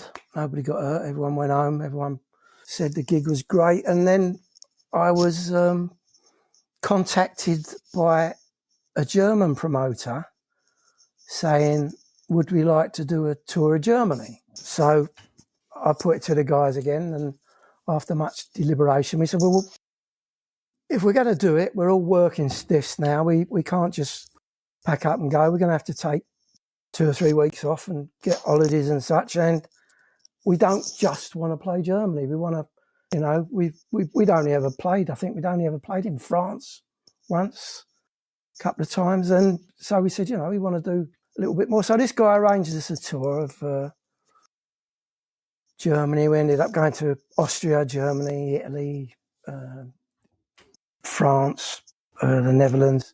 And it was good, but we thought, how are we going to sell tickets? And so my daughter Sam, the internet was just starting up. So what was it called, sir? Remember MySpace before Facebook and all that? Yeah. Yeah. So we started doing that, and I say the response was overwhelming. It was great because, everyone could organise. You had little pockets of fans that would get to these gigs. So all the gigs were successful. But obviously you start saying, "Oh, can you do an interview? Can you send me a few pictures? Can you do this? Can you do that?" So I started doing it, and it just became a full-time job, sending pictures abroad and stuff that I had, which I couldn't replace and never got back. And so it became a bit of a bind. And as I say, we did that. And from that, we got a German record deal, which we went and recorded an album. Then we got in touch with the American, and us, and fortunately, Facebook and things like that was starting up. And Daryl said, "Steve, I'll take it over." And I thought, thank God, because I'd really had enough of it by then. And it was one of the reasons why I ended up writing a book, because everything, I was the collector in the band. I collected the old clippings, photographs, anything like that. So if anyone wanted something for a magazine, or they'd come to me, the other guys would say, "Oh, Steve, you got that?" And I'd give it to them. And I never saw it again. So I started documenting everything. And what I was going to do, me and the boys, we're all old men now, but we always get together at New Year now. We've been doing it. I couldn't do it when I had the pub because that was one of my busiest times of the year. But since I packed the pub up, and we meet, we take it in turns to go to each other's houses with our wives, and we celebrate New Year together, the band. So we've always kept in touch, always remained friends, even when the band's been inactive. So I'm going to document all this stuff, put it in some sort of a history. It's only supposed to be about 20 pages. Put all my pictures and all that, photocopy 6 copies and give it to all the lads at New Year. But then, of course, as soon as Daryl Smith, who's our guitarist, who I believe you've communicated with, and he's a great fella, he's taken over the management and the running of the band, anything to do with Sparrer now, you go to Daryl, and he loves doing it.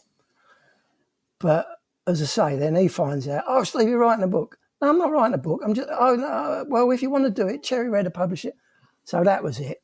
Now I'm writing a book. So I wrote this book and I got it finished.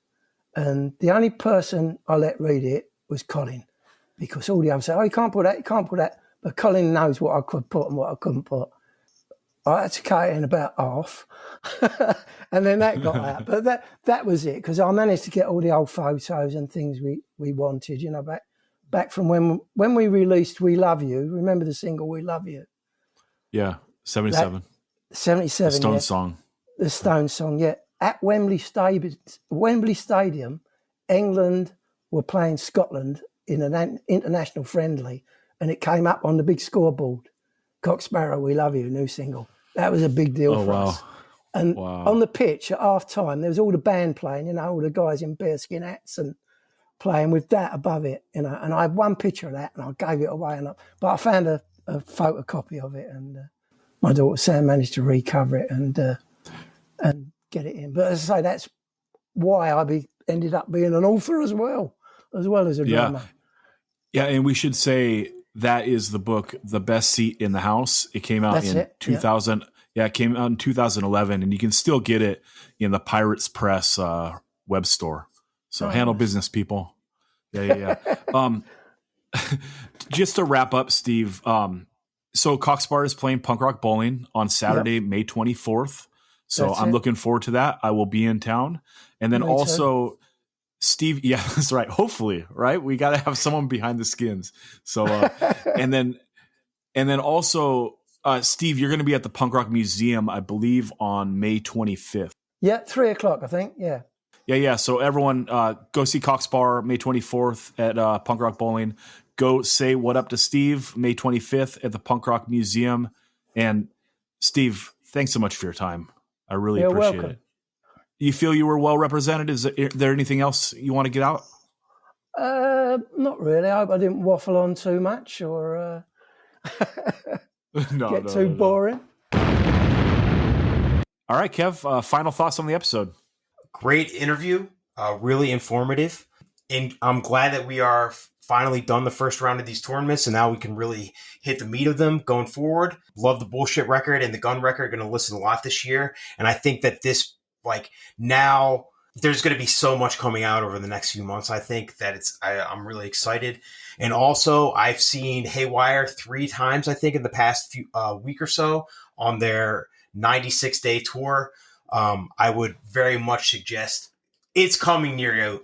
I don't have to say if it's coming near you. It's going to come near you. I think that this is going to be kind of a special thing that people are going to look back on later. So if you can go see Haywire, check them out.